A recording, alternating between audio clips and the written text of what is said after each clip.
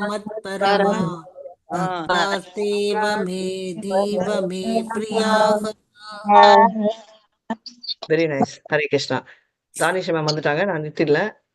எல்லாருக்கும் ஹரே கிருஷ்ணா. ஹரே கிருஷ்ணா மாதாஜி. தேங்க்யூ மாதாஜி. हरे कृष्णा பக்தி माताजी. வைபவ் சேர்ந்த ஸ்டூடெண்ட்ஸ் எல்லாருமே வந்து நீங்க வந்து தேர்ஸ்டே ஈவினிங் 8 மணி ஈவினிங் வந்து இந்த மாதிரி ஒரு 1 hour செஷன் இருக்கும். Introduction on Srimad Bhagavatam and administrative எப்படி பண்ணலாம் அப்படின்னு. ஸோ எல்லாரும் வந்து யாரெல்லாம் பக்தி வைபவ் ரெஜிஸ்டர் பண்ணியிருக்கீங்களோ அந்த குரூப்புக்கு mail அனுப்பிச்சிருக்கோம்.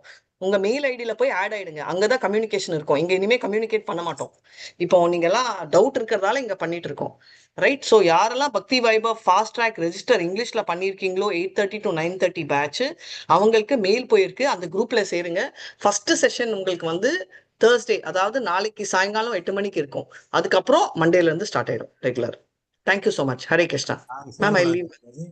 Ma'am I call you. I message you some details. அது எனக்கு ரிப்ளை பண்றேன். அது நான் அப்புறமா உங்களுக்கு கால் பண்றேன். Okay okay ma'am. Thank you ma'am. Hare Krishna. Hare Krishna. Hare Krishna Mataji. Pranam Mataji. Pranam everyone. प्रणाम माताजी. ஹரே கிருஷ்ணா. ஹரே கிருஷ்ணா. பத்ராச்சலம் பிரபுஜி, நீங்க தீட்சைக்காக நீங்க பண்ணணும்னு நினைச்சீங்க இல்லையா? நீங்க இப்ப எந்த இதுல இருக்கீங்க, எந்த லெவல் படிச்சிட்டு இருக்கீங்க, எந்த டீச்சர் கிட்ட படிச்சிட்டு இருக்கீங்கன்றத வந்து கொஞ்சம் எனக்கு சொன்னீங்கன்னா நல்லா இருக்கும். ஹரே கிருஷ்ணா.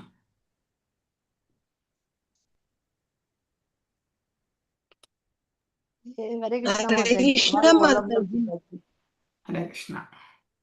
ஐ திங்க் அவர் யாருடைய குரூப்ல இருக்காரு அப்படிங்கறத வந்து டீச்சர் யாராவது நீங்க ஐ திங்க் மன்மேகலை மாதாஜி இருக்காங்களா? At least connect. தார்னி மாதாஜி குரூப்பா? Okay fine. நான் அவர்கிட்ட பேசுறேன். நான் fine Prabhuji, fine. I will speak to Mataji. அவங்களே உங்களுக்கு கைட் பண்ண சொல்றேன் நான். Okay fine. She will be the best person to guiding. Okay. Hare Krishna. Okay fine.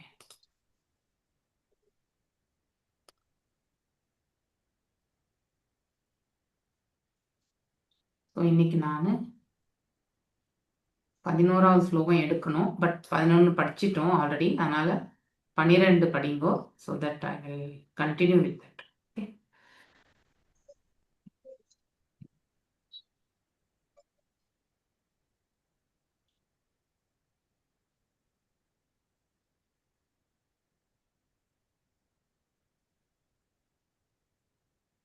ஜெய ராதா மாதவ குஞ்ச பிஹாரி. जय राधा माधव कुंज बिहारी. ஜெய ராதா மாதவ குஞ்ச பிஹாரி. जय राधा माधव कुंज बिहारी. जय गोपी जनवल्लभा गिरिवरधारी. जय गोपी जन वल्लभा गिरिवरधारी. जय गोपी जनवल्लभा गिरिवरधारी. जय गोपी जन वल्लभा गिरिवरधारी. यशोदनन्दन व्रजन रञ्जन. यशोदनन्दन ब्रजजन रञ्जन.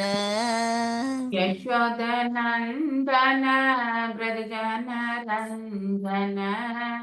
यशोदनन्दन व्रजजन रञ्जन.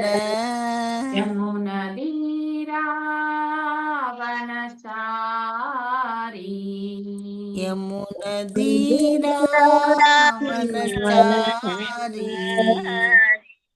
यमुनदीरावनचारी.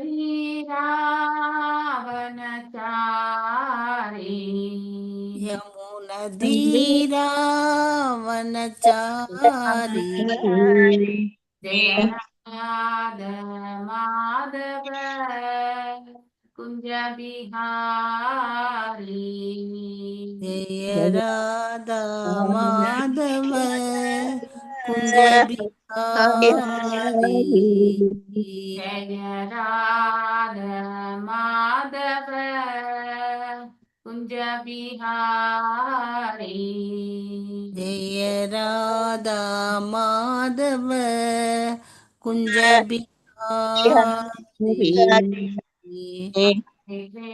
Hare Krishna, Krishna Krishna, Hare Hare, Hare Rama,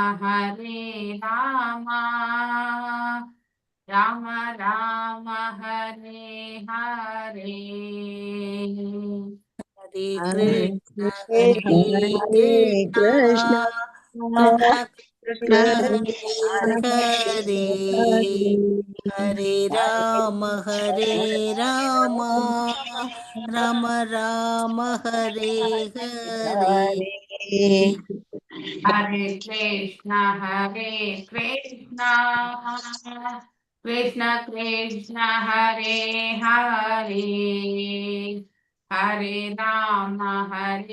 Rama, Rama Rama, Hare Hare. हरे कृष्ण कृष्ण कृष्ण हरे हरे हरे राम राम राम हरे Om Namo Bhagavate Vasudevaya.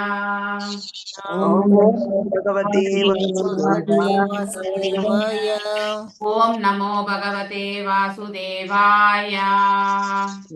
नमो ॐ नमो भगवते भगवते वासुदेवाय वासुदेवाय Om Namo Bhagavate Vasudevaya. ओम ॐ नमो नमो भगवते भगवते वासुदेवाय वासुदेवाय Narayanam Namaskrityam नारायणं नमस्कृत्यां नमस्कृत्यां Naram Chaiva Narottamam नरं चैव नरोत्तमं Devim Saraswatim Vyasam देवीं सरस्वतीं सरस्वतीं Tato Jayam Udirayet तदो ततो जयमुदीरये जयमुदीरयेत् Nashtaprayeshu Abhadreshu नष्टप्रायेषु नष्टप्रायेषु भद्रेषु भद्रेषु Nithyam Bhagavata Sevayam नित्यं नित्यं भगवद सेवया भगवद्सेवया Bhahavadya Uttama Sloke भगवत्योत्तमश्लोके Bhaktir Bhavate Naistike. भवति भवति भवति नैष्टिकी नैष्टिकी Reading from Bhagavatam, 4th canto, 31st chapter, 12th sloka.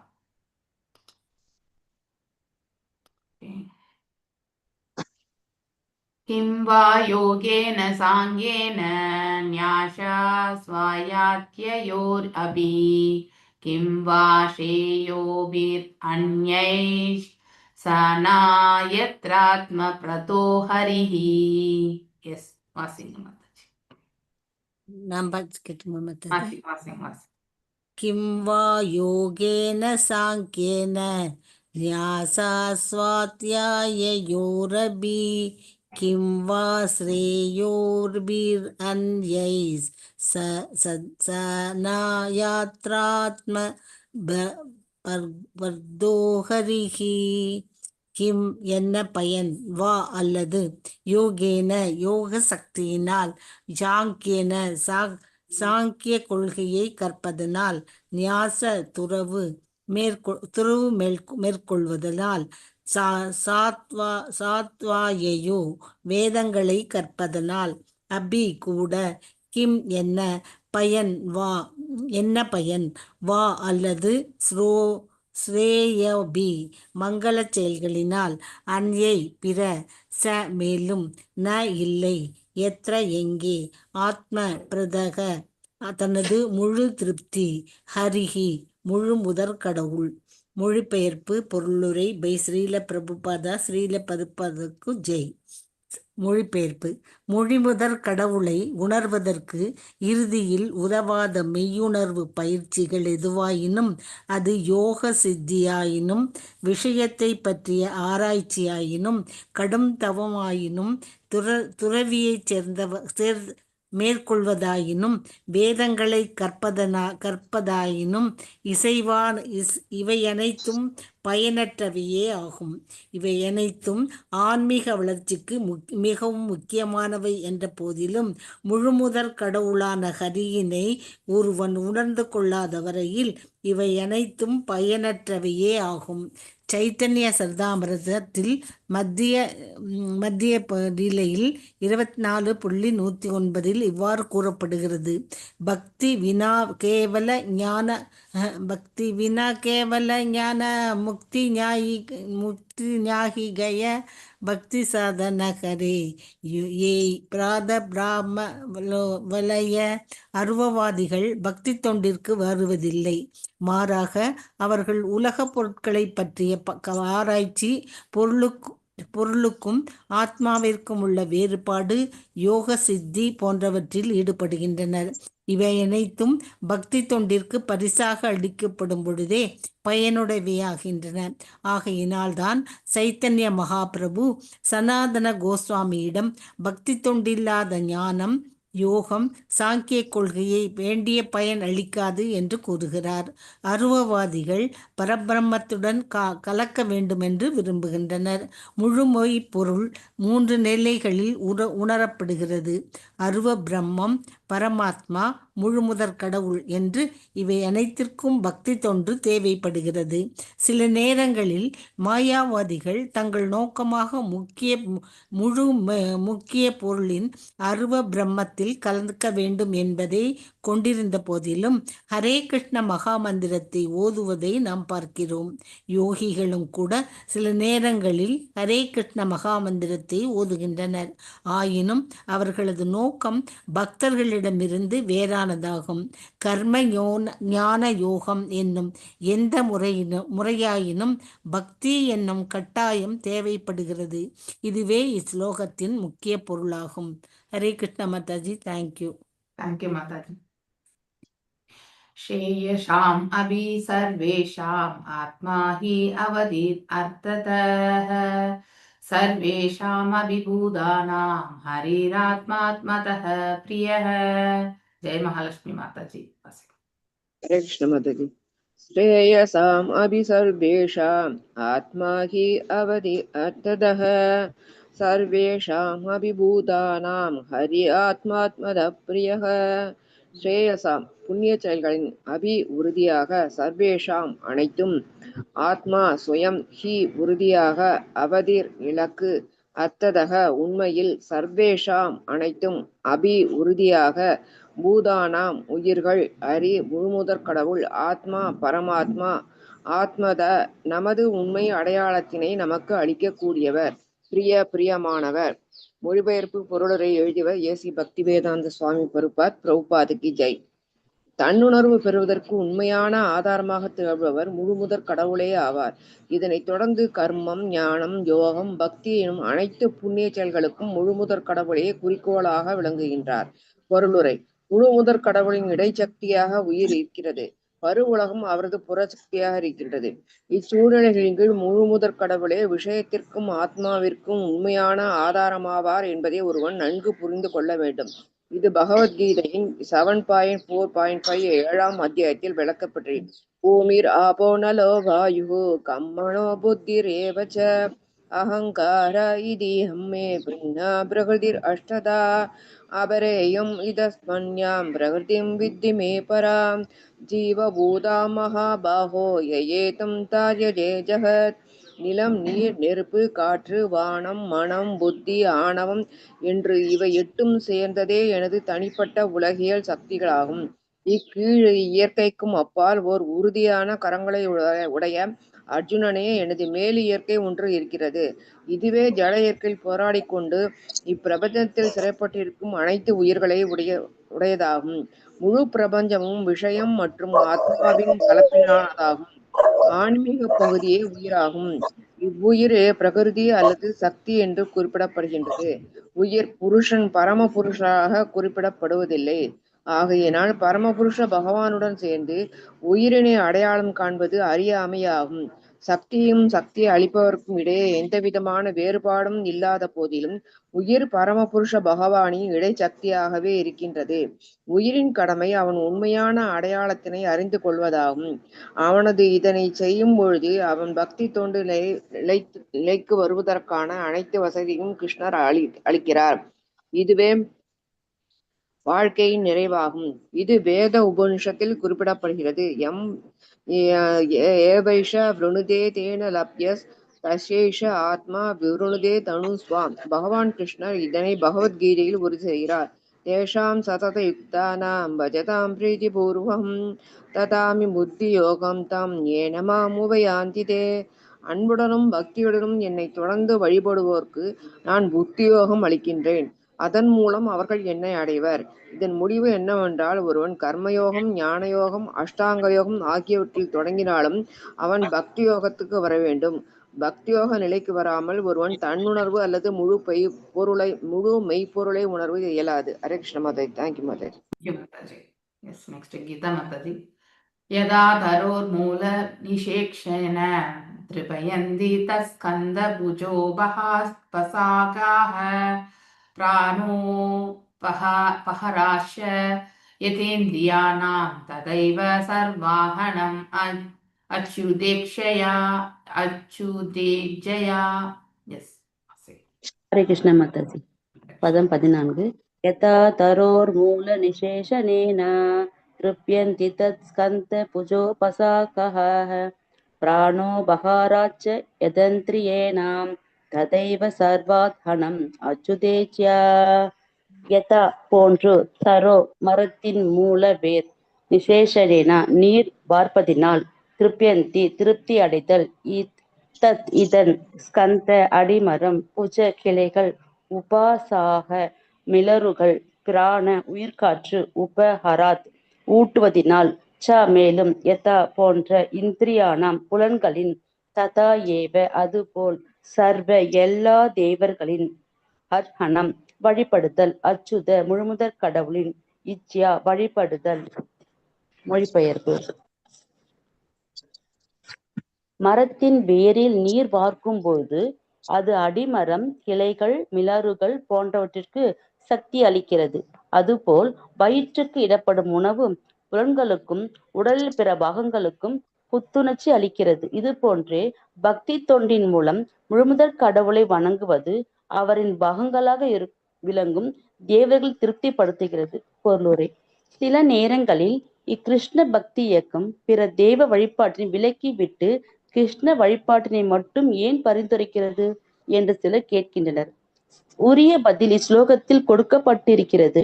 மரத்தின் அடிவேரில் நீர் வார்ப்பது பற்றி கொடுக்கப்பட்டிருக்கும் சான்று மிகவும் பொருத்தமுடையதாகும். பகவத்கீதையில் 15.1 ஊத்துவ மூலம் அத சாகம், அதாவது இப்பிரபஞ்சம் கீழ்நோக்கி விரிவடைந்திருக்கிறது, அதன் வேறாக மேலே உள்ள முழுமுதற் கடவுள் விளங்குகிறார் என்று குறிப்பிடப்படுகிறது.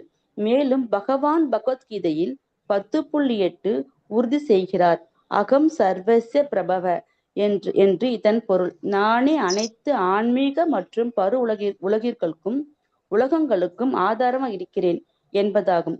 கிருஷ்ணரே அனைத்திற்கும் ஆணி வேறாக இருக்கிறார். அதனால் முழுமுதற் கடவுளான கிருஷ்ணருக்கு தொண்டு செய்வது கிருஷ்ண சேவா என்பதற்கு பொருள் அனைத்து தேவர்களுக்கும் தாமாகவே தொண்டு செய்து போன்றதாகும். சில நேரம் கர்மம் மற்றும் ஞானத்தினை வெற்றிகரமாக நிறைவேற்ற பக்தியின் கலவை தேவைப்படுகிறது என்று விவாதம் செய்யப்படுகிறது. அதுபோல் சில நேரம் பக்திக்கும் கூட இது இறுதியில் வெற்றி பெற கர்மமும் ஞானமும் தேவைப்படுகிறது என்றும் கூறுகிறார்.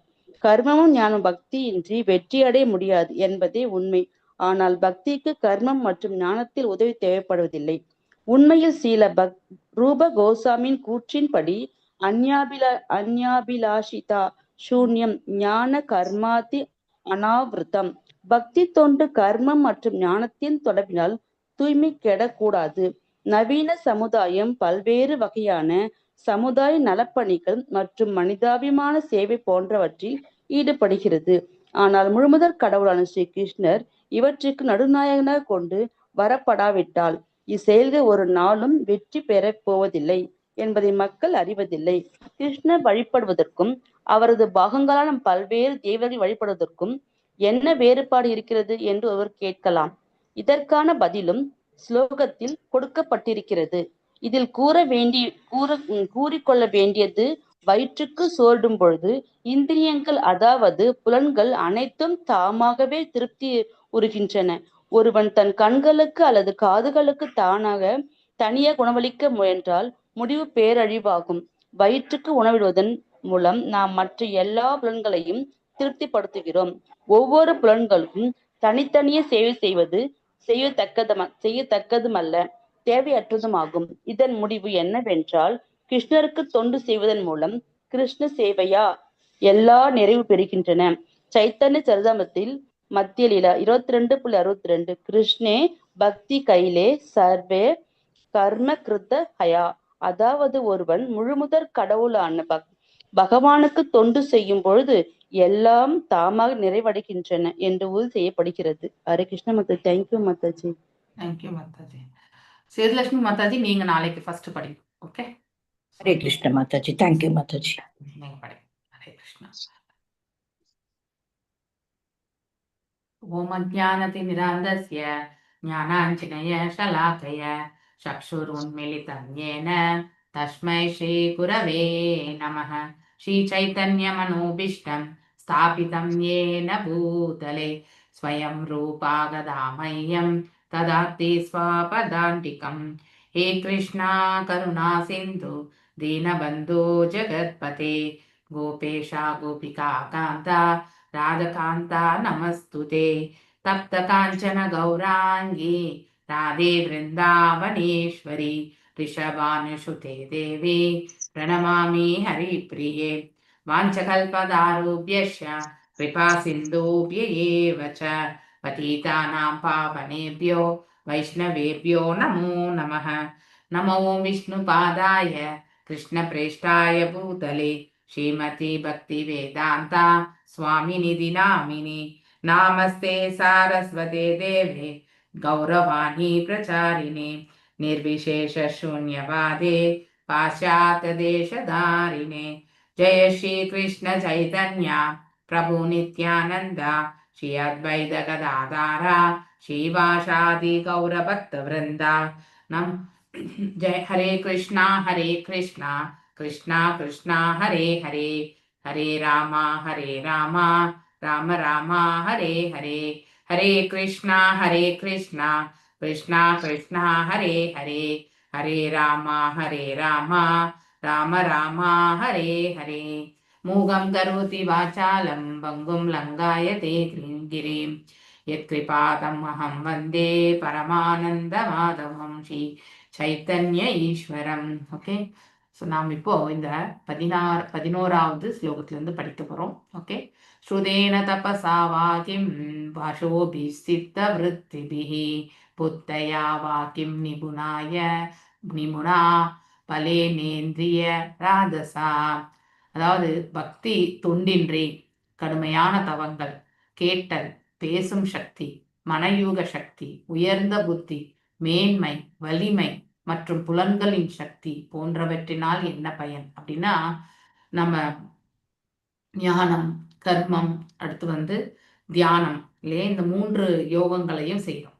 ஆனா நம்ம பகவத்கீதையில கூட படிச்சிருப்போம். இதுதான் அடுத்து வரக்கூடிய 3-4 ஸ்லோகத்திலையுமே சொல்லப்பட்டிருக்கிறது. அதாவது எந்த ஒரு யோகமுமே பக்தி யோகம் இன்றி நிறைவடைந்து கிடையாது. அதை ஸ்ட்ராங்கா மைண்ட்ல வச்சுக்கணும். பூர்ணத்துவம் பெறாது. ஸோ பக்தி யோகம் இதெல்லாம் இல்லாம கூட பக்தி யோகம் பண்ணலாம். ஸோ இந்த ஒரு கான்ட்ராடிக்டரியை பார்க்கணும். ஓகே. பக்தி பண்றதுக்கு உனக்கு கர்மயோகம், ஞான யோகம், தியான யோகம் இதெல்லாம் நீங்க பயிற்சி தனித்து செய்ய வேண்டிய அவசியமே கிடையாது. அவை அனைத்துமே பகவான் என்ன நமக்கு கொடுக்கணுமோ குரு பரம்பராவின் வழியாக நமக்கு கொடுப்பார். இல்லையா? இப்ப நம்ம எல்லாருமே பாகவதம் கேட்கிறோம் இல்லையா? பாகவதம் சொல்றாங்க, பாகவதம் கேட்கவும் செய்கின்றோம். ஆனா அதை யார் ஒருத்தர் வந்து இறைவனை பற்றி இறைவனை பற்றி தான் இந்த இடத்துல சொல்லிட்டு இருக்காங்க அப்படின்னு சொல்லிட்டு ஒரு அந்த காதை வந்து பாத்தீங்கன்னா செவி மடுத்து இல்லையா, அதற்கென்று காலத்தை ஒதுக்கி கவனத்தோடும் இல்லையா, கவனத்தோடும் கடமையோடும், இது கடமை உணர்வு இருக்கணும் இதுல வந்து, சின்சியர் அந்த ஒரு இது இருக்கணும். ஓகே, சின்சியாரிட்டியோட பண்ணாதான் இந்த பாகவதம் கேட்கக்கூடியதனுடைய, அதாவது சொல்றவங்களுக்கு ஒரு பங்கு புரிஞ்சிருந்தா கேட்பவர்களுக்கு பல மடங்கு புரியறதுக்கான வாய்ப்பு வந்து கிடைக்கும். ஓகே, சொல்றவங்க வந்து அவங்க இங்கே அவங்களுடைய ஆச்சாரியா இல்ல என்ன சொல்லிட்டு போயிருக்காங்க, அதாவது ஒருத்தர் அதாவது ஒரு கரெக்டான சிஷ்யன் யார் என்றா அவங்க எப்பவுமே அவங்களுடைய குருவோட வந்து கம்யூனிகேஷன் பண்ணிட்டே இருப்பாங்களாம். இது ஒன் ஆஃப் த செஷன்ஸ்ல கேட்டது நான் சொல்றேன். ஸோ எப்படி அதை கம்யூனிகேஷன் பண்றாங்க இல்லையா, எப்பவுமே குருவோட தொடர்பு கொண்டே இருப்பாங்க. ஒரு உண்மையான சிஷ்யன் வந்து குருவோட எப்பவுமே சம்பந்தப்படுத்திட்டே இருப்பாங்களாம். ஸோ இது ஒரு மகாராஜ் சொன்னதாக ஒன் ஆஃப் த செஷன்ஸ்ல சொன்னாங்க. அந்த மகாராஜ் பேர் எனக்கு கோவிந்தா ஏதோ வருது பேரு. ஸோ அந்த இது நான் வந்து எனக்கு ஞாபகம் வரல பேர் இப்போ எனக்கு. ஸோ அங்க என்ன சொல்லப்பட்டதுனாக்கா, இட்ஸ் வண்டர்ஃபுல் வெர்டிக்ட் அப்படிங்கிற மாதிரி சொல்லப்பட்டிருக்கு. ஒரு மகாராஜுடைய உணர்தலை பாருங்க. ஸோ அவர் என்ன சொல்லியிருக்கார், நாம் குருவோடு எப்பொழுதுமே சம்பந்தப்பட்டே இருக்கக்கூடிய அந்த நிலை நாம் எவ்வாறு உணர முடியும்னா, குரு என்ன சொன்னாரோ அதை நாம வந்து புரிந்த வண்ணம் அவ்வாறே நாம் எடுத்துரைக்கிறது இல்லையா. அதாவது நாம புரிஞ்சுக்கிறது. லைக் சுகதேவ் கோஸ்வாமி வந்து அவருடைய அழகான அந்த, அதாவது பாத்தீங்கன்னாக்கா எடுத்துரைத்தல் யாருக்கு, பரீட்சித் மகாராஜாக்கு. ஆனா அவர் ஒரு இம்பர்சனல் தான் இல்லையா. சுகதேவ் கோஸ்வாமி வந்து என்னது, பகவானை அரூபமாகத்தான் அவர் வந்து சேவிச்சார் இல்லையா, வெறும் எனர்ஜி தான். ஆனா அந்த 2 ஸ்லோகங்கள் நம்ம படிச்சிருக்கோம் இல்லையா, ஒண்ணு பகவானுடைய கருணையை பற்றி, இன்னொன்னு பகவானுடைய அழகை பற்றி இல்லையா. 2 ஸ்லோகங்கள் நமக்கு தெரியும். ஸோ அந்த 2 ஸ்லோகத்தை வந்து வியாசதேவர் என்ன பண்ணாரா, டெய்லி அந்த 2 ஸ்லோகத்தை மட்டுமே அவருடைய சிஷ்யர்களை ஒருத்தர் வந்து திருப்பி திருப்பி திருப்பி திருப்பி வந்து சுகதேவ் கோஸ்வாமி கிட்ட வந்து சொன்னாராம். ஸோ அந்த ஸ்லோகங்களை கேட்டு கேட்டு அப்படிப்பட்ட கருணையை வந்து இவ்வளவு சொல்லியிருக்காங்க இந்த பாகவதம். ஸோ பாகவதத்துல இந்த 2 ஸ்லோகங்களே பகவானை பற்றி கேட்கும்பொழுது எனக்கு அதை இன்னும் படிக்கணும்னு தோன்றது, அதை கேட்கணும்னு தோன்றதுன்ற அந்த ஒரு பாவத்தை கொண்டு வந்து அதன் பிறகு வியாசதேவரிடத்துல வந்து பாகவதத்தை வந்து கற்றுக்கொண்டாராம். யாரு, சுகதேவ் கோஸ்வாமி. அவர் கேட்டார், ஆனால் மீண்டும் அவர் வந்து வாசித்து அதை வந்து நல்லா புரிஞ்சுண்டு, ஸோ அங்க வந்து அதாவது பரீட்சித் மகாராஜாவுக்கு வந்து எடுத்துரைக்கிறார் இல்லையா, அந்த பாகவதத்தை 7 நாட்கள்ல வந்து எடுத்துரைக்கிறார். ஆனா அவர் அங்க இருக்கக்கூடிய அந்த ஆடியன்ஸ் பாத்தீங்கன்னாக்கா, அங்க இருக்கக்கூடிய எல்லாருமே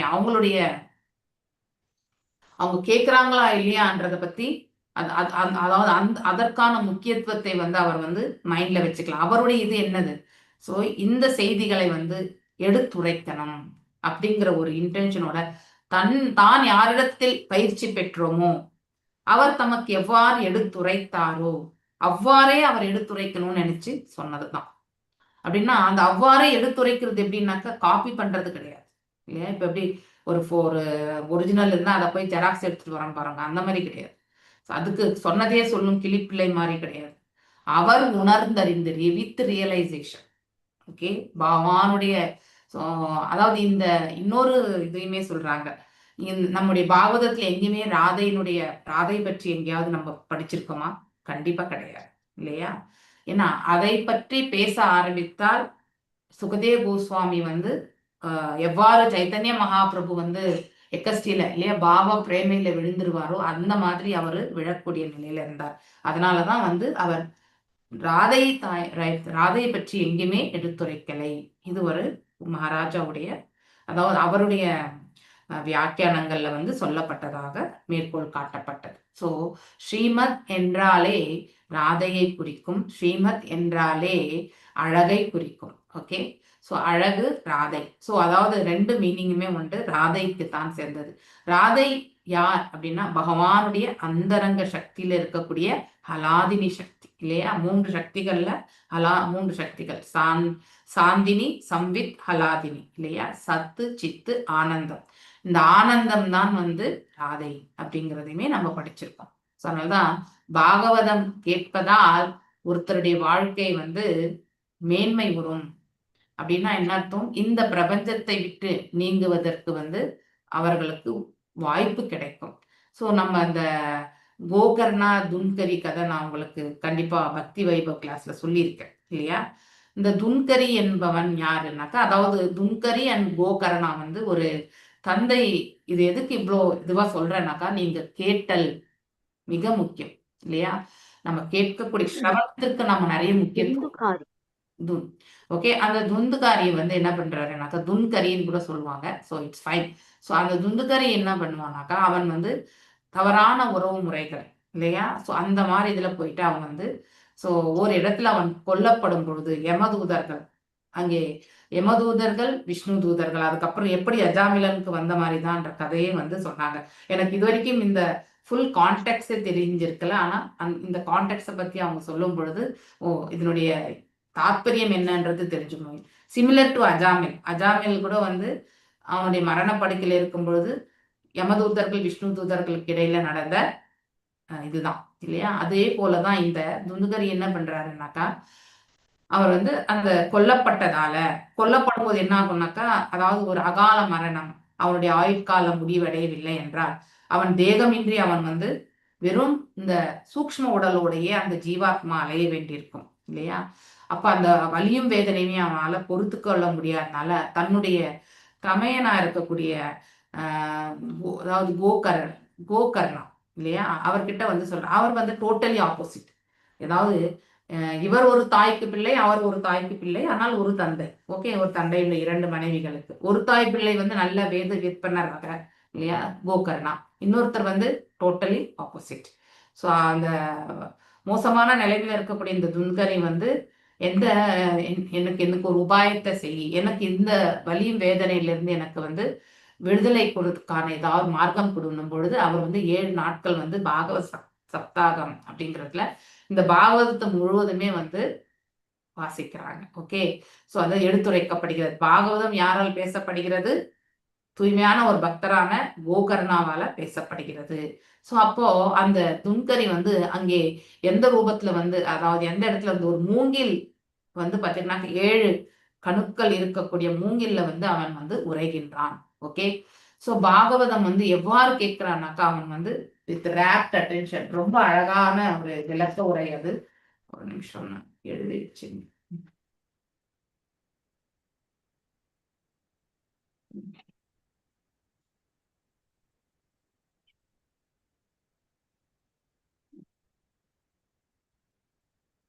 கேட்கக்கூடியவங்களுடைய மனசு எப்படி இருக்கணும்ன்றது வந்து ரொம்ப அழகா சொல்லப்பட்டது. So attentive, respect, patience and submissive, இது 3மே. ஸோ நம்ம பாகவதம் கேட்கும்பொழுது முதல்ல வியாசதேவருக்கு நம்ம நமஸ்காரங்களை மனதளவுல வந்து சொல்லணும். ஏன்னா பாகவதத்தை இயற்றினவர் யாரு? வியாசதேவர். அடுத்து வந்து கேட்கக்கூடிய தன்மை, அதாவது எப்படி சிரவணம் பண்ணணும் அப்படின்றது வந்து அடக்கத்தோடையும், அதே மாதிரி ஈடுபாடு, அட்டென்டிவ்னா அதை வந்து செவிமடுத்து கேட்கணும். அது ரொம்ப முக்கியம் இல்லையா? அதே மாதிரி மரியாதை கொண்டு கேட்கணும், பொறுமையோட கேட்கணும். ஸோ இந்த 4 விஷயங்களை பத்தி சொன்னாங்க. ஸோ அந்த துந்துகரி என்ன பண்ணா, அதாவது கோகர்ணா சொல்ல சொல்ல அவர் வந்து பாத்தீங்கன்னாக்கா பிரேயர்ஸ், அதாவது தன்னுடைய வாழ்க்கையில இது கேட்க கேட்க தான் செய்த செயல்கள் இல்லையா, அவனுடைய வாழ்ந்த வாழ்க்கை, இது எல்லாமே அவன் நினைவு கூறுகின்றான். அப்போ அந்த சமயத்துல பகவானிடத்திலுமே அவன் பிரார்த்திக்கின்றானாம். ஸோ அவன் தான் செய்த செயல்கள் எல்லாமே எவ்வளவு மோசமானது அப்படிங்கிறது எல்லாமே எண்ணி உணர்ந்து தன் தவறுக்காக வருந்தி பகவானிடத்துல வந்து தன்னை வந்து அதாவது நம்ம தவறு செஞ்சா என்ன பண்ணுவோம், என்ன மன்னிச்சுக்கோங்கன்னு நம்ம கேட்போம் இல்லையா? இது மாதிரி மன்னிக்கக்கூடிய மனசு யாருக்கு இருக்கு? பகவான் ஒருத்தருக்கு தான் இருக்கு இல்லையா? நாம ஏற்றிய ஒவ்வொரு தவறுக்குமே மன்னிப்பு வழங்கக்கூடிய கருணை வந்து இறைவன் ஒருவருக்கு மாத்திரம்தான். ஸோ இங்க சின்ன சின்ன விஷயங்களுக்கு வந்து லா அண்ட் ஆர்டர்ல நமக்கு மன்னிப்பு கிடைக்கலாம். சில சமயத்துல நாம செய்த தவறுகள் வந்து தண்டனை கொடுக்குற அளவுக்கு கூட இருக்காம இருக்கலாம். இல்லை சிறிய தண்டனை கொடுக்கக்கூடிய நிலையில இருந்தாலுமே போனா போதுன்னு சொல்லிட்டு மன்னித்து விடக்கூடிய தன்மையும் இருக்கலாம் இல்லையா? எத்தனையோ கேஸ் போலீஸ் ஸ்டேஷனுக்கு போனா கூட அவங்க மன்னிச்சு ஓகே போ, இனிமே நெக்ஸ்ட் பண்ணாத அப்படின்னு சொல்லக்கூடிய விதங்கள் கூட உண்டு இல்லையா? ஆனால் இதையெல்லாம் நம்ம வெளியில தெரியாத காரியங்கள் எத்தனையோ. இப்போ வந்து தவறான உறவு முறை என்பது அதுக்கு இன்னும் பனிஷ்மெண்ட் இல்லை இல்லையா? ஆனா அதுக்கு பனிஷ்மெண்ட் கிடையாது. அன்டில் அதர்வைஸ் அந்த அந்த వ్యక్తి வந்து நான் செய்யக்கூடிய செயல் வந்து தவறான ரிலேஷன்ஷிப் அப்படிங்கிறத வந்து புரிந்து கொள்ளாத வரை, அதை பற்றி உணராத வரை, அது பாவச் செயல் என்று புரிந்து கொள்ளாத வரைவே அவன் வந்து அந்த செயலில் தொடர்ந்து கொண்டுதான் இருப்பான் இல்லையா?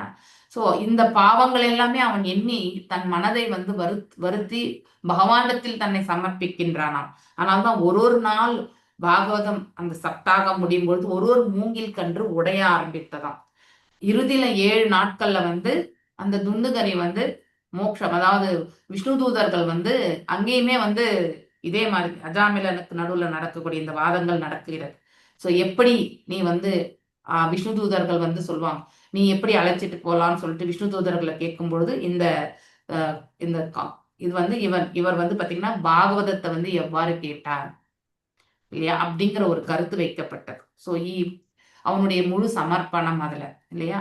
ஸோ குருவினத்துல அவன் வந்து பிரேயர்ஸ், ஸோ தன்னுடைய தவறை உணர்ந்து அதை ஸ்ரத்தையோட கேட்கணும் அப்படிங்கிற அந்த பாவத்தை வளர்த்து ஸ்ரத்தையாகவே அவன் கேட்டான். அதனாலதான் அவன் இந்த பாகவதத்தை வந்து இந்த கேட்டதனுடைய பலனாக பகவானிடத்தில் போய் சேர்ந்ததாக சொல்லப்படுகிறது. ஓகே, ஸோ இந்த மாதிரி அப்போ கோகர்ணாவும் அங்க மற்ற பேருங்க எல்லாமே வந்து கேட்க ஆரம்பிக்கும் பொழுது அப்ப விஷ்ணு தூதர்கள் அவங்க முன்னாடி சொல்றாங்களாம், அவனுக்கு மட்டும் எப்படி மோட்சம்? இங்கே வந்து அந்த கதா காலட்சேபம் கேட்டுக்கொண்டிருந்த பிற பக்தர்களும் சரி, சொன்ன அந்த ஒரேட்டர் அதாவது உபன்யாசரும் சரி, இந்த கேள்வி அவனுக்கு விடுதலை கிடைச்சது. ஆனா எங்க யாருக்குமே விடுதலை இல்லையே, கோ பேக் டு காட் இல்லை என்னும் விஷ்ணு தூதர்கள் இந்த விளக்கத்தை கொடுத்தாங்களாம். சோ அதன் பிறகு வந்து மீண்டும் ஒரு முறை வந்து பாகவத சப்தாகத்தை எவ்வாறு கேட்க வேண்டும், எவ்வாறு சொல்ல வேண்டும், சொல்லும் பொழுது கூட வந்து இந்த மூகம் கரோத்தி வாசாலம் எதுக்கு சொல்றோம்னாக்கா, நாம் எதுவுமே சொல்றது கிடையாது. அதாவது நம்ம குரு பரம்பரால வந்திருக்கக்கூடிய நம்முடைய முந்தைய ஆச்சாரியர்கள் எதை சொல்லி சென்றார்களோ அதையே வந்து நாம் அந்த ஒரு உணர்தலை கொண்டு சொல்வதற்கு வந்து இறைவனிடத்துல நம்மள நாம சமர்ப்பிக்கின்றோம். அவ்வளவுதான். That is a good orator ஆகிறதுக்கு தான் அந்த மந்திரமே சொல்றது. நல்ல ஒரு பேச்சாளராக ஆகிறதுக்கு. அப்படின்னா பட்டிமன்றத்துல போய் பேச்சாளர் கிடையாது.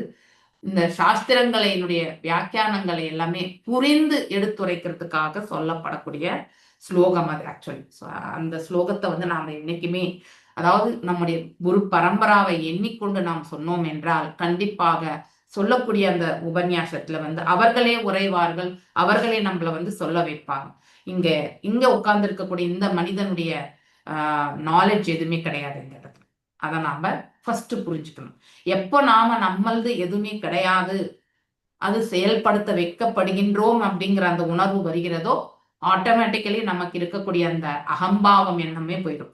ஒரு ஒரேட்டருக்கு எப்படி இருக்கணும்னா பாவம் வந்து we are always at the mercy அப்படிங்கிற, எப்பவுமே நம்ம வந்து பரம்பரை இடத்துலையுமே நம்முடைய முந்தைய ஆச்சாரியர்கள் இடத்துலையுமே பகவான் இடத்துலையுமே நாம ஒவ்வொரு க்ஷணமுமே வந்து நாம வந்து அவங்களுடைய கருணையால தான் நம்ம இதெல்லாம் செயல்படுத்த முடிகின்றது. நாம் வெறும் நிமித்த மாத்திரம் அப்படிங்கிற அந்த உணர்வு கொண்டு அவர்கள் வந்து சொல்ல வேண்டும். அப்படிப்பட்ட உபன்யாசம் எப்பொழுதுமே வந்து வெற்றி பெறும். ஏனென்றால் அதை கேட்பவர்களுக்குமே தூய்மையாய் வந்து ஏற்படுத்தி கொடுக்கும். இது எல்லாமே வந்து சொல்லக்கூடியவங்களுக்கும் சரி, கேட்கக்கூடியவங்களுக்கும் சொன்ன அட்வைஸ் இது. ஓகே, இதை நான் கேட்டதை உங்க இடத்துல வந்து எடுத்துரைச்சிட்டேன். ஸோ இங்க இந்த 4-5 ஸ்லோகங்களுமே வந்து நம்ம பார்க்கக்கூடியது என்னன்னாக்கா ஞானம், பக்தி. ஸோ இந்த இத்தனை சொன்னதுமே ஞானத்தோட சம்பந்தப்பட்டது இல்லையா? ஸோ ஞானம் மற்றும் வந்து கர்மத்தை வந்து நிஷ்காமமா பண்றது இல்லையா? அடுத்து வந்து தியான பயிற்சியில வந்து பகவானை பரமாத்மா ரூபத்துல வந்து சேவிக்கிறது இல்லை, எல்லாமே இதெல்லாமே வந்து மனயூக சக்தி எதுல வரும்? ஞான இதுல தான் வரும் இல்லையா? பேசும் சக்தி, கேட்கும் சக்தி, மனயூக சக்தி, இது எல்லாமே வந்து ஞானத்துல வரும். கடும் தவங்கள் வந்து தியானத்துல வரும் இல்லையா?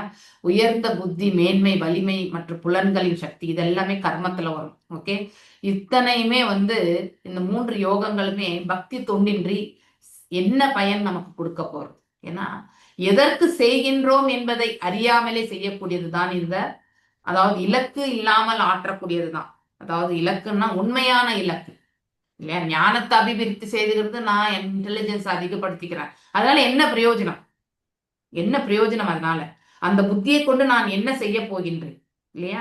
தியானத்துல இருந்து உட்கார்ந்துட்டு நான் வந்து அஷ்ட சித்திகளை அடைந்து அதை கொண்டு நான் என்ன ஆற்றப் போகின்றேன் இல்லையா? சோ கர்மத்தை செய்யும் பொழுது அந்த கர்ம பலனை வைத்துக் கொண்டு நான் என்ன செய்ய போகின்றேன் இல்லையா? சோ அதுதான் அதனுடைய இலக்கு. அந்தந்த யோகங்களுடைய இலக்கு அதுதான். ஆனா அதே வந்து அது எல்லாமே வந்து பக்தியில வந்து நினைப்பு வரும்போது அது முழுமையடைகிறது.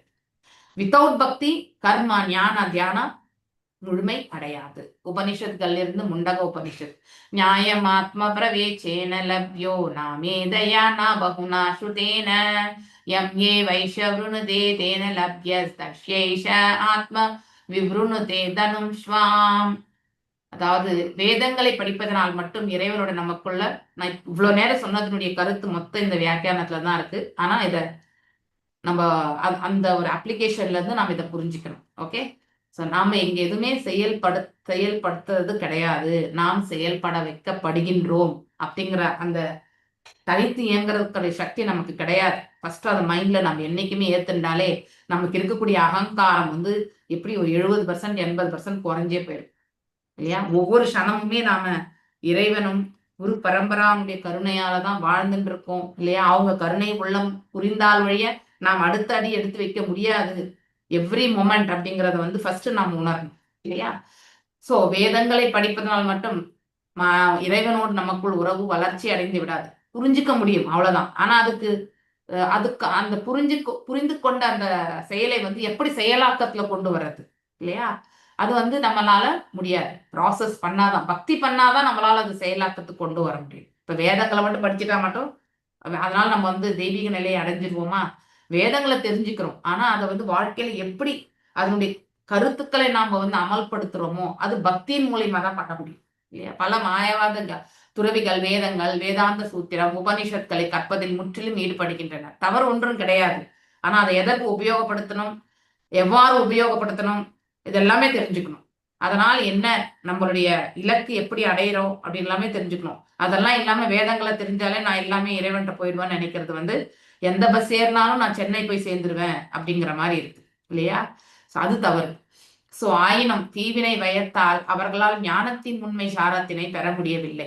சோ அதனால்தான் ஞானத்தின் சர்வஸ்டாகம் ரிதி சன்னிவிஷ்டோ மத்த ஸ்மிருதி ஞானம் அப்போகனம் ச வேதைஷ்ட சர்வே அகமேவ வேத்யோ வேதாந்தவித் வேதவித் சாகம் படிக்கிறோம் இல்லையா? வேதைஷ்ட சர்வை அகமேவ வேத்யோ அப்படின்னு சொல்லப்பட்டிருக்கு. அப்படின்னா வேதங்களால் அறியப்பட வேண்டியவன் நான் தான் அப்படின்னு சொல்லிட்டு பகவான் சொல்லியிருக்கார். இவ்வளவு சிம்பிளா சொன்ன பிறகு நம்ம வேதங்களை படிச்சுட்டு நாம என்ன பண்றோம்? we are not at all using. சில சமயங்கள் அதெல்லாம் உபயோகப்படுத்தி நம்ம சம்பாத்தியம் பண்றோம் இல்லையா? அது தவறு. ஸோ வேதங்களை வைத்து நாம சம்பாத்தியம் பண்ணக்கூடாது. ஸோ மெட்டீரியல் பர்பஸ்க்காக அதை செயல்படுத்தக்கூடாது அப்படின்னு சொல்லப்பட்டிருக்கு. சாஸ்திரங்கள் இதான் சொல்லிருக்கு. ஆனா இன்றைய காலகட்டத்துல அதுதான் நிகழ்ந்துட்டு இருக்கு. அதனாலதான் அந்த வேத உச்சாரணங்களில் ஏற்படக்கூடிய அந்த பவர் வந்து நம்ம முழுசா பெறது கிடையாது. ஏதோ அந்த தற்காலிகமா நமக்கு ஒரு ரிலீஃப் கிடைக்கக்கூடிய நமக்கு பர்மனன்ட் சொல்யூஷன் வேத சாஸ்திரங்கள்ல உண்டு. ஆனா நோக்கம் என்பது, அதாவது மானிட்டரி பேஸ் வரும்பொழுது ஆட்டோமேட்டிக்லி அது வந்து அந்த பலன் வந்து முழுமையாக நாம அடைய பெறது கிடையாது. ஆனா அதையே வந்து நாம வந்து ஒரு புரோகிதர் வந்து அதாவது நம்ம ஏதாவது செய்யணும்னு நினைச்சாக்கா அவங்க மனசு பூர்த்தியா வந்து செய்து கொடுத்து, தட்சிணை என்ன வேணும்னாக்கா நீங்க என்ன கொடுக்குறீங்களோ கொடுங்க அப்படின்னு சொல்லிட்டு தானமா வாங்கிட்டு போறாங்க பாருங்க, தட் இஸ் த கிரேட்ஃபுல்னஸ். அப்ப நாமளும் என்ன பண்ணணும்? மனம் உவந்து அவர்களுக்கு என்ன வழங்கணுமோ அதை கொடுக்கணும். ஏன்னா அவங்களும் அதை வைத்துதான் ஜீவனம் பண்றாங்க.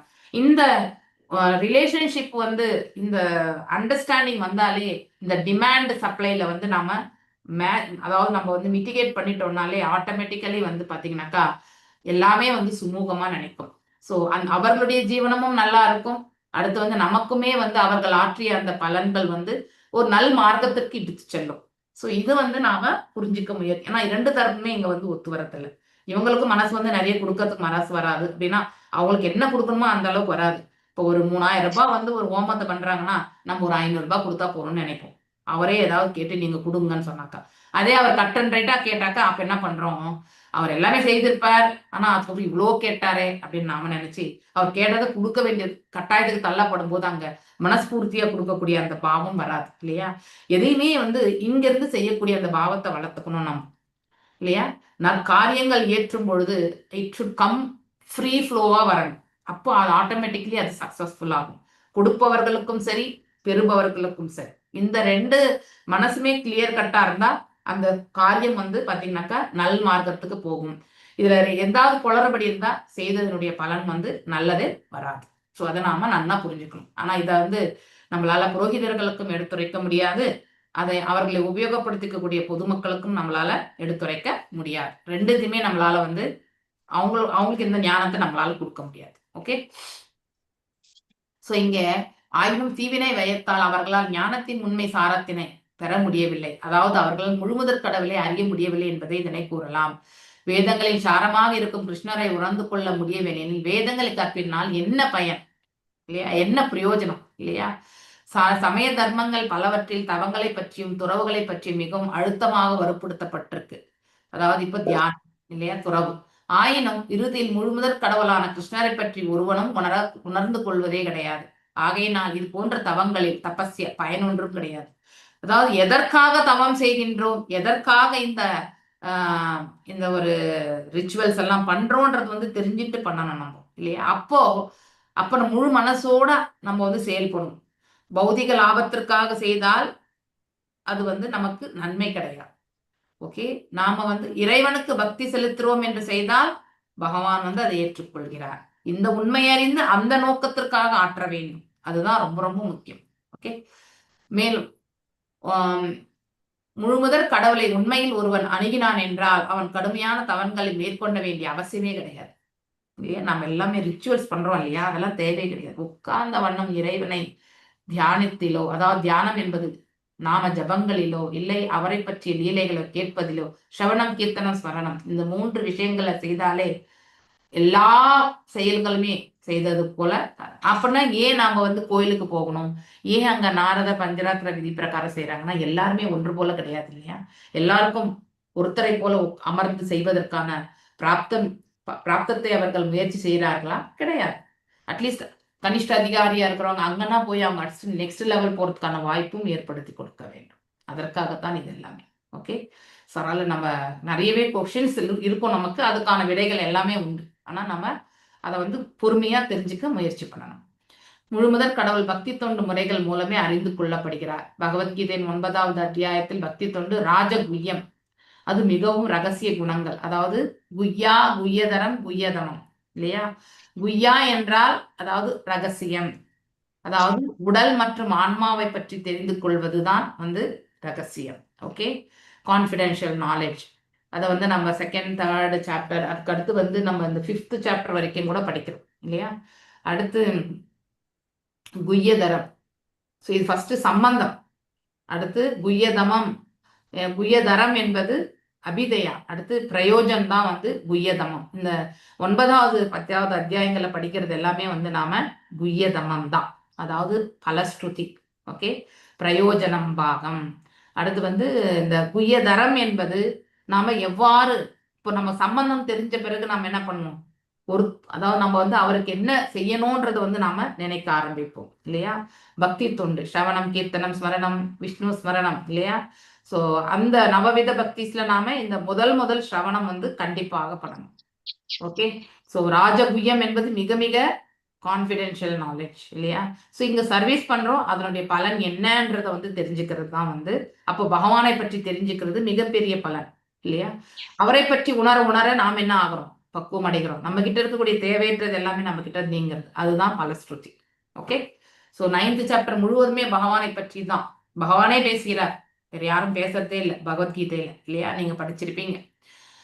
ஸோ அதாவது ரகசிய குணங்களின் அரசன் என்று விளக்கப்படுகிறது. வேத இலக்கியங்களை நன்கு பாடுபவர்கள் பலர் இருக்கின்றனர். அதாவது ராமாயணம், ஸ்ரீமத் பாகவதம், பகவத்கீதை போல. சில நேரங்களில் தொழில்முறை பாடகர்கள் தங்கள் புலமை வார்த்தை ஜாலங்களை வெளிப்படுத்துகின்றனர். ஓகே, அவர்கள் பரமபுருஷ பகவானின் பக்தர்கள் அல்ல. இதனால் அவர்கள் உண்மையான ஞான ரசனை கிருஷ்ணரின் மீது பார்வையாளர்களை ஆர்வம் செய்ய கொள்ள செய்வீர்கள். பாகவத சப்தாகம் போய் நமக்கு என்னைக்காவது பக்தி வந்திருக்கா? ஆக்சுவலி பாகவத சப்தாகமே நம்ம போக வேண்டிய அவசியம் கிடையாது. எதுவுமே உணராத பொழுது அந்த சப்தாகத்தை மட்டும் நம்ம கேட்டு ஒன்றும் பிரயோஜனமே கிடையாது. ஓகே, உணர்ந்தறிந்து சொல்லக்கூடியது தான் வந்து பாகவதம். ஸோ அங்க ரியலைஸ்டா சொல்லக்கூடிய ஆத்மாக்கள் கிட்ட இருந்து நாம் கேட்கணும். இறைவனுடைய புகழாரங்கள், இறைவனுடைய செயல்களை பற்றி நன்கு உணர்ந்தவர்களிடத்துல இருந்து நாம கேட்கணும். அதுவுமே ஒரு பரம்பரால இருந்து கேட்கணும். அதுதான். மேலும் காசு கொடுத்து அந்த அந்த அந்த அதாவது அவர்கள் சொல்லக்கூடிய அந்த சத்சங்குக்கு நம்ம போகவே வேண்டாம். ஸோ அது ஒன்லி மெட்டீரியலிஸ்டிக் பேஸ்ட். ஓகே.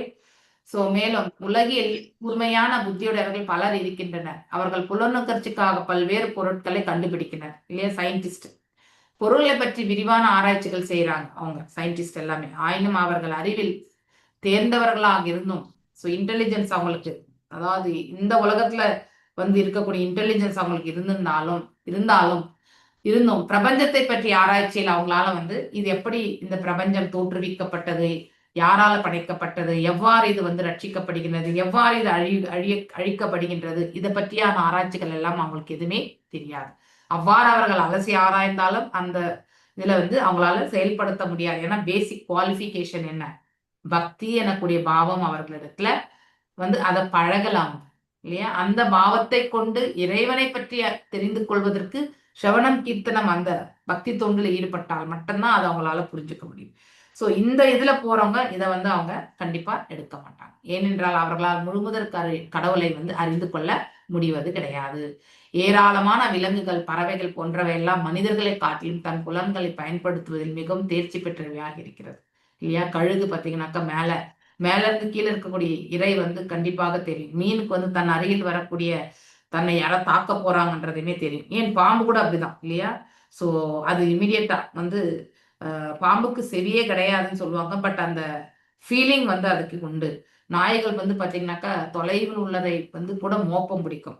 இதெல்லாம் நம்ம மனிதனுக்கு கிடையாது. நம்முடைய கண்ணுடைய பார்வை காட்டிலும் கழுகனுடைய கண் பார்வை வந்து பார்த்தீங்கன்னாக்கா ரொம்ப ஷார்ப்பு. அது கீழே இருக்கக்கூடிய ஒரு இறையை வந்து மேலிருந்தே பார்த்து அங்கேயே இறங்கி அப்படியே கொத்திட்டு போயிடும் இல்லையா? ஸோ அந்த இதைதான் இந்த இடத்துல சொல்லப்பட்டது. சான்றாக கழுகுகள் அல்லது பருந்துகள் வானில் மிக உயரத்தில் பறந்த போதிலும் கீழே பூமியில் உள்ள செத்து கிடக்கும் சுண்டலினுடைய கூட அவங்களால வந்து தெளிவாக பார்க்க முடியும் அப்படின்ட்டு சொல்லப்பட்டிருக்கு. ஓகே. ஸோ அப்படின்னா நாம் அதாவது ஒவ்வொரு ஜீவனுக்குமே ஒவ்வொரு குவாலிட்டி உண்டு. ஆனா அந்த குவாலிட்டி எப்படி வந்து உபயோகப்படுத்துறாங்கன்றதுதான் மிக மிக முக்கியம். ஸோ அதாவது மீன்கள் ஒளியின் ஆற்றலினால் எதிரி வருவதை உணர்ந்து கொள்ளி, அதனாலதான் வலை போறான் அப்படிங்கறது வந்து தெரிஞ்சாலே அது என்ன அந்த இடத்துல இருந்து தூரமா ஓடும். இச்சான்றுகள் அனைத்தும் ஸ்ரீமத் பாகவதத்தில் காணப்படுவனதான். இதெல்லாமே ஒருவனது புலன்கள் வாழ்வின் உயர் நிறைவான பரம்பொருளை உணர்வதற்கு அவனுக்கு உதவவில்லை எனில் அவை பயனற்றவையாகவே இருக்கும். இப்படிப்பட்ட உணர்தல் எல்லாம் இருந்தும் கூட அது வாழ்க்கையில வந்து இறைவனை பற்றி உணர்வதற்காக உபயோகப்படுத்தவில்லை என்றால் அது எந்த பிரயோஜனமுமே கிடையாது அப்படிங்கிறத வந்து நாம் தெரிஞ்சுக்கணும். கிம்பா யோகேன சாங்கேன ஞாச ஸ்வாத்யாய யோத் அபி கிம்பா ஷேர் யோபிர் அன்யைஸ் சனாயத்ராத்ம பிரதோ ஹரிஹி. முழுமுதற் கடவுளை உணர்வதற்கு இறுதியில் உதவாத மெய்யுணர்வு பயிற்சிகள் எதுவாயினும், அது யோக சித்தி ஆயினும், விஷயத்தை பற்றி ஆராய்ச்சி ஆயினும், கடுந்தவமாயினும், இது அதாவது தியானம், துறவினை மேற்கொள்வதாயினும், வேதங்களை கற்பது ஆயினும், இவை அனைத்தும் பயனற்றவே ஆகும் இல்லையா? அதாவது இறைவனை உணர்வதற்கு உதவாத ஞான யோகம், கர்ம யோகம் மற்றும் தியான பயிற்சிகள் வந்து என்றைக்குமே உதவாது. இது போன ஸ்லோகத்தினுடைய அப்படியே கண்டினியூவேஷன். இவை அனைத்தும் ஆன்மீக வளர்ச்சிக்கு மிகவும் முக்கியமானவை என்ற போதிலும், அதாவது கர்மத்தை எப்படி செய்யணும்ன்றது வந்து தெரிஞ்சுக்கிறது முக்கியம்தான். ஞானத்தை வளர்த்துன்ற அந்த ஞானத்தை வந்து பக்தியில உபயோகப்படுத்துறதுக்கு இல்லையா? ஞானம் பிளஸ் பக்தி தான் புத்தி யோகம். ஓகே. காம்பினேஷன் ஆஃப் ஞானம் பிளஸ் பக்தி, இது ரெண்டு தான் புத்தி யோகம் என்று சொல்லப்படுவது. ஓகே. ஸோ அது மேலும் வந்து தியானம் இல்லையா? தியானம் பகவானை யோக நிலை. ஸோ இப்படி இதெல்லாமே தேவைதான். ஆனால் முழுமுதற் கடவுளான அரியணை ஒருவன் உணர்ந்து கொள்ளாத வரை அனைத்துமே யூஸ்லெஸ் தான், அதாவது பயனற்றது, வேஸ்ட். ஓகே. சைத்தன்ய சரிதாமிரதம் மத்திய நிலை 24வது சாப்டர்ல 109வது ஸ்லோகம். பக்தி வீணா கேவல ஞான முக்தி நாஹி ஹாய பக்தி சாதனா கரேயே பிராப்த பிரம்மஹலய. அதாவது அருவவாதிகள் பக்தி தொண்டிற்கு வருவது கிடையாது. ஏன்னா அவங்க எல்லாருமே இந்த பிரபஞ்சத்தை வெறுக்கிறது, இங்க வந்து துக்காலயம் மாயை என்று சொல்வது, அருவத்தை மட்டுமே அவர்கள் வந்து ஏற்றுக்கொள்வது. சோ பகவான் ரூபமுடையவர் என்பது அவங்களுக்கு ஏற்றுக்கொள்வது கிடையாது. மாறாக அவர்கள் உலக பொருட்களை பற்றி ஆராய்ச்சி, பொருளுக்கு ஆத்மாவுக்குள்ள வேறுபாடு, யோக சித்தி போன்றவற்றில் ஈடுபடுகின்றனர் இல்லையா? சோ இவை அனைத்தும் பக்தி தொண்டுக்கு பரிசாக அளிக்கப்படும் பொழுதே யோகம், தியானம், தியான யோகம், ஞான யோகம், நிஷ்காம் கர்ம யோகம், இது அனைத்துமே பக்தி யோகத்திற்காக நாம் உபயோகப்படுத்தும் பொழுதுதான் அதனுடைய முழு பலன் நம்மளால பெற முடியும். ஆகையினால்தான் சைத்தன்ய மகாபிரபு சனாதன கோஸ்வாமியிடம் பக்தி தொண்டில்லாத ஞானம், யோகம், சாங்கிய கொள்கை வேண்டிய பயனை அளிக்காது என்று கூறுகிறார். அருவவாதிகள் பரபிரம்மத்துடன் கலக்க வேண்டும், அதாவது சாயுஜ்ய முக்தியை விரும்புகின்றனர். கைவல்யம் இல்லையா? முழு மெய்ப்பொருள் 3 நிலைகளில் உணரப்படுகிறது. ஒன்று பிரம்மம், பரமாத்மா, அடுத்து பகவான் இல்லையா? சோ இங்கே என்று இவை அனைத்தும் பக்தி தொண்டுக்கு தேவைப்படுகிறது. ஒரு நிலை பேஸ் நிலையிலே இருக்கக்கூடாது. அருவ பிரம்மம் என்று எண்ணினால் அது மட்டுமே நம்மளால இறைவனை புரிந்து கொள்ள முடியும், முழுமையாக புரிந்து கொள்ள முடியாது. முழுமை என்றால் என்ன அர்த்தம்னாக்கா, அவருடைய செயல்பாடுகள், லீலைகளை பற்றி புரிந்து கொள்ளணும்னாக்கா கண்டிப்பா பகவான் பாவத்தை நாம் ஏற்றுக்கொண்டால் ஒழிய ஆற்றலை ஒன்றை மட்டுமே வச்சு நம்மளால பகவானுடைய பற்றியான விஷயங்களை நம்மளால புரிந்து கொள்ள முடியாது. மேலும் சில நேரங்களில் மாயாவாதிகள் தங்கள் நோக்கமாக முழு மெய்ப்பொருளின் அருவ பிரம்மத்தில் கலக்க வேண்டும் என்பதை கொண்டிருந்த போதிலும் ஹரே கிருஷ்ணா மகாமந்திரத்தை ஓதுவதை நாம் பார்க்கின்றோம் இல்லையா? ஹரிவோம் சொல்லுவாங்க, நீங்க பாருங்க. ஓகே, ஹரி இல்லாம அவங்க ஹரியை தான் முடிப்பாங்க சில இடத்துல எல்லாமே. சோ அப்படின்னா அவங்களுக்கு தெரியும், ஓகே, அவங்களுக்கு தெரியும் ஹரி இஸ் த ஹையஸ்ட் அப்படிங்கிறது தெரியும். ஆனா அவருடைய ரூப வழிபாட்டுல ஏத்துக்கொள்றது இல்லை. அதுதான் ப்ராப்ளம். யோகிகளுக்கு கூட சில நேரங்கள் ஹரே கிருஷ்ணா மகாமந்திரத்தை ஓதுகின்றனர். பரமாத்மா சுரூபத்தை அவர்கள் தியானத்தை பண்ணினாலும் இறுதியில கலக்கும் பொழுது, அதாவது சாயுஜ்ய புத்திக்கே போகணும்னு அவங்க சென்று விடுகிறார்கள் கன்ஃபியூஷனால. ஆயினும் அவர்களது நோக்கம் பக்தர்களின் வேறானதாகும். கர்ம ஞான யோகம் என்பது எந்த முறையிலும் பக்தி என்பது கட்டாயம் தேவைப்படுகிறது. இதுவே ஸ்லோகத்தினுடைய பொருள். வித்தவுட் பக்தி நத்திங் அப்படிங்கிறது நாம தெரிஞ்சுக்கணும். ஸ்ரேயாசாமபி சர்வேஷாம் ஆத்மஹி அவதீர் அர்த்தத சர்வேஷாம் அபிபூதானாம் ஹரிராத்மாத்மத பிரிய. தன்னுணர்வு பெறுவதற்கு உண்மையான ஆதாரமாக திகழ்பவர் யாரு?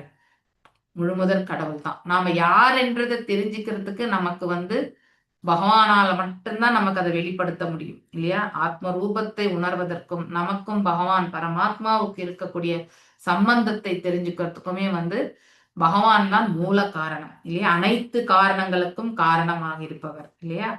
இதனை தொடர்ந்து கர்ம ஞான யோகம், பக்தி என்னும் அனைத்து புண்ணிய செயல்களுக்கும் முழுமுதற் கடவுளே குறிக்கோளாக இருக்கிறார் இல்லையா? நிஷ்காம கர்மத்துல என்ன பண்றோம்? நாம் ஆற்றிய கர்மங்களுடைய பலன்களை இறைவனுக்கு அர்ப்பணிக்கின்றோம் இல்லையா?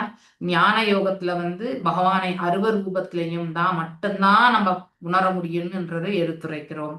அதே மாதிரி தியான பயிற்சியில செய்யக்கூடியவர்கள் எல்லாமே பகவானுடைய பரமாத்மா ரூபத்தை தான் உணர்கின்றார்கள். ஆனால் பக்தி மட்டும்தான் பகவானுடைய இரு கைகளுடைய ரூபத்தை உணர்கிறார்கள்.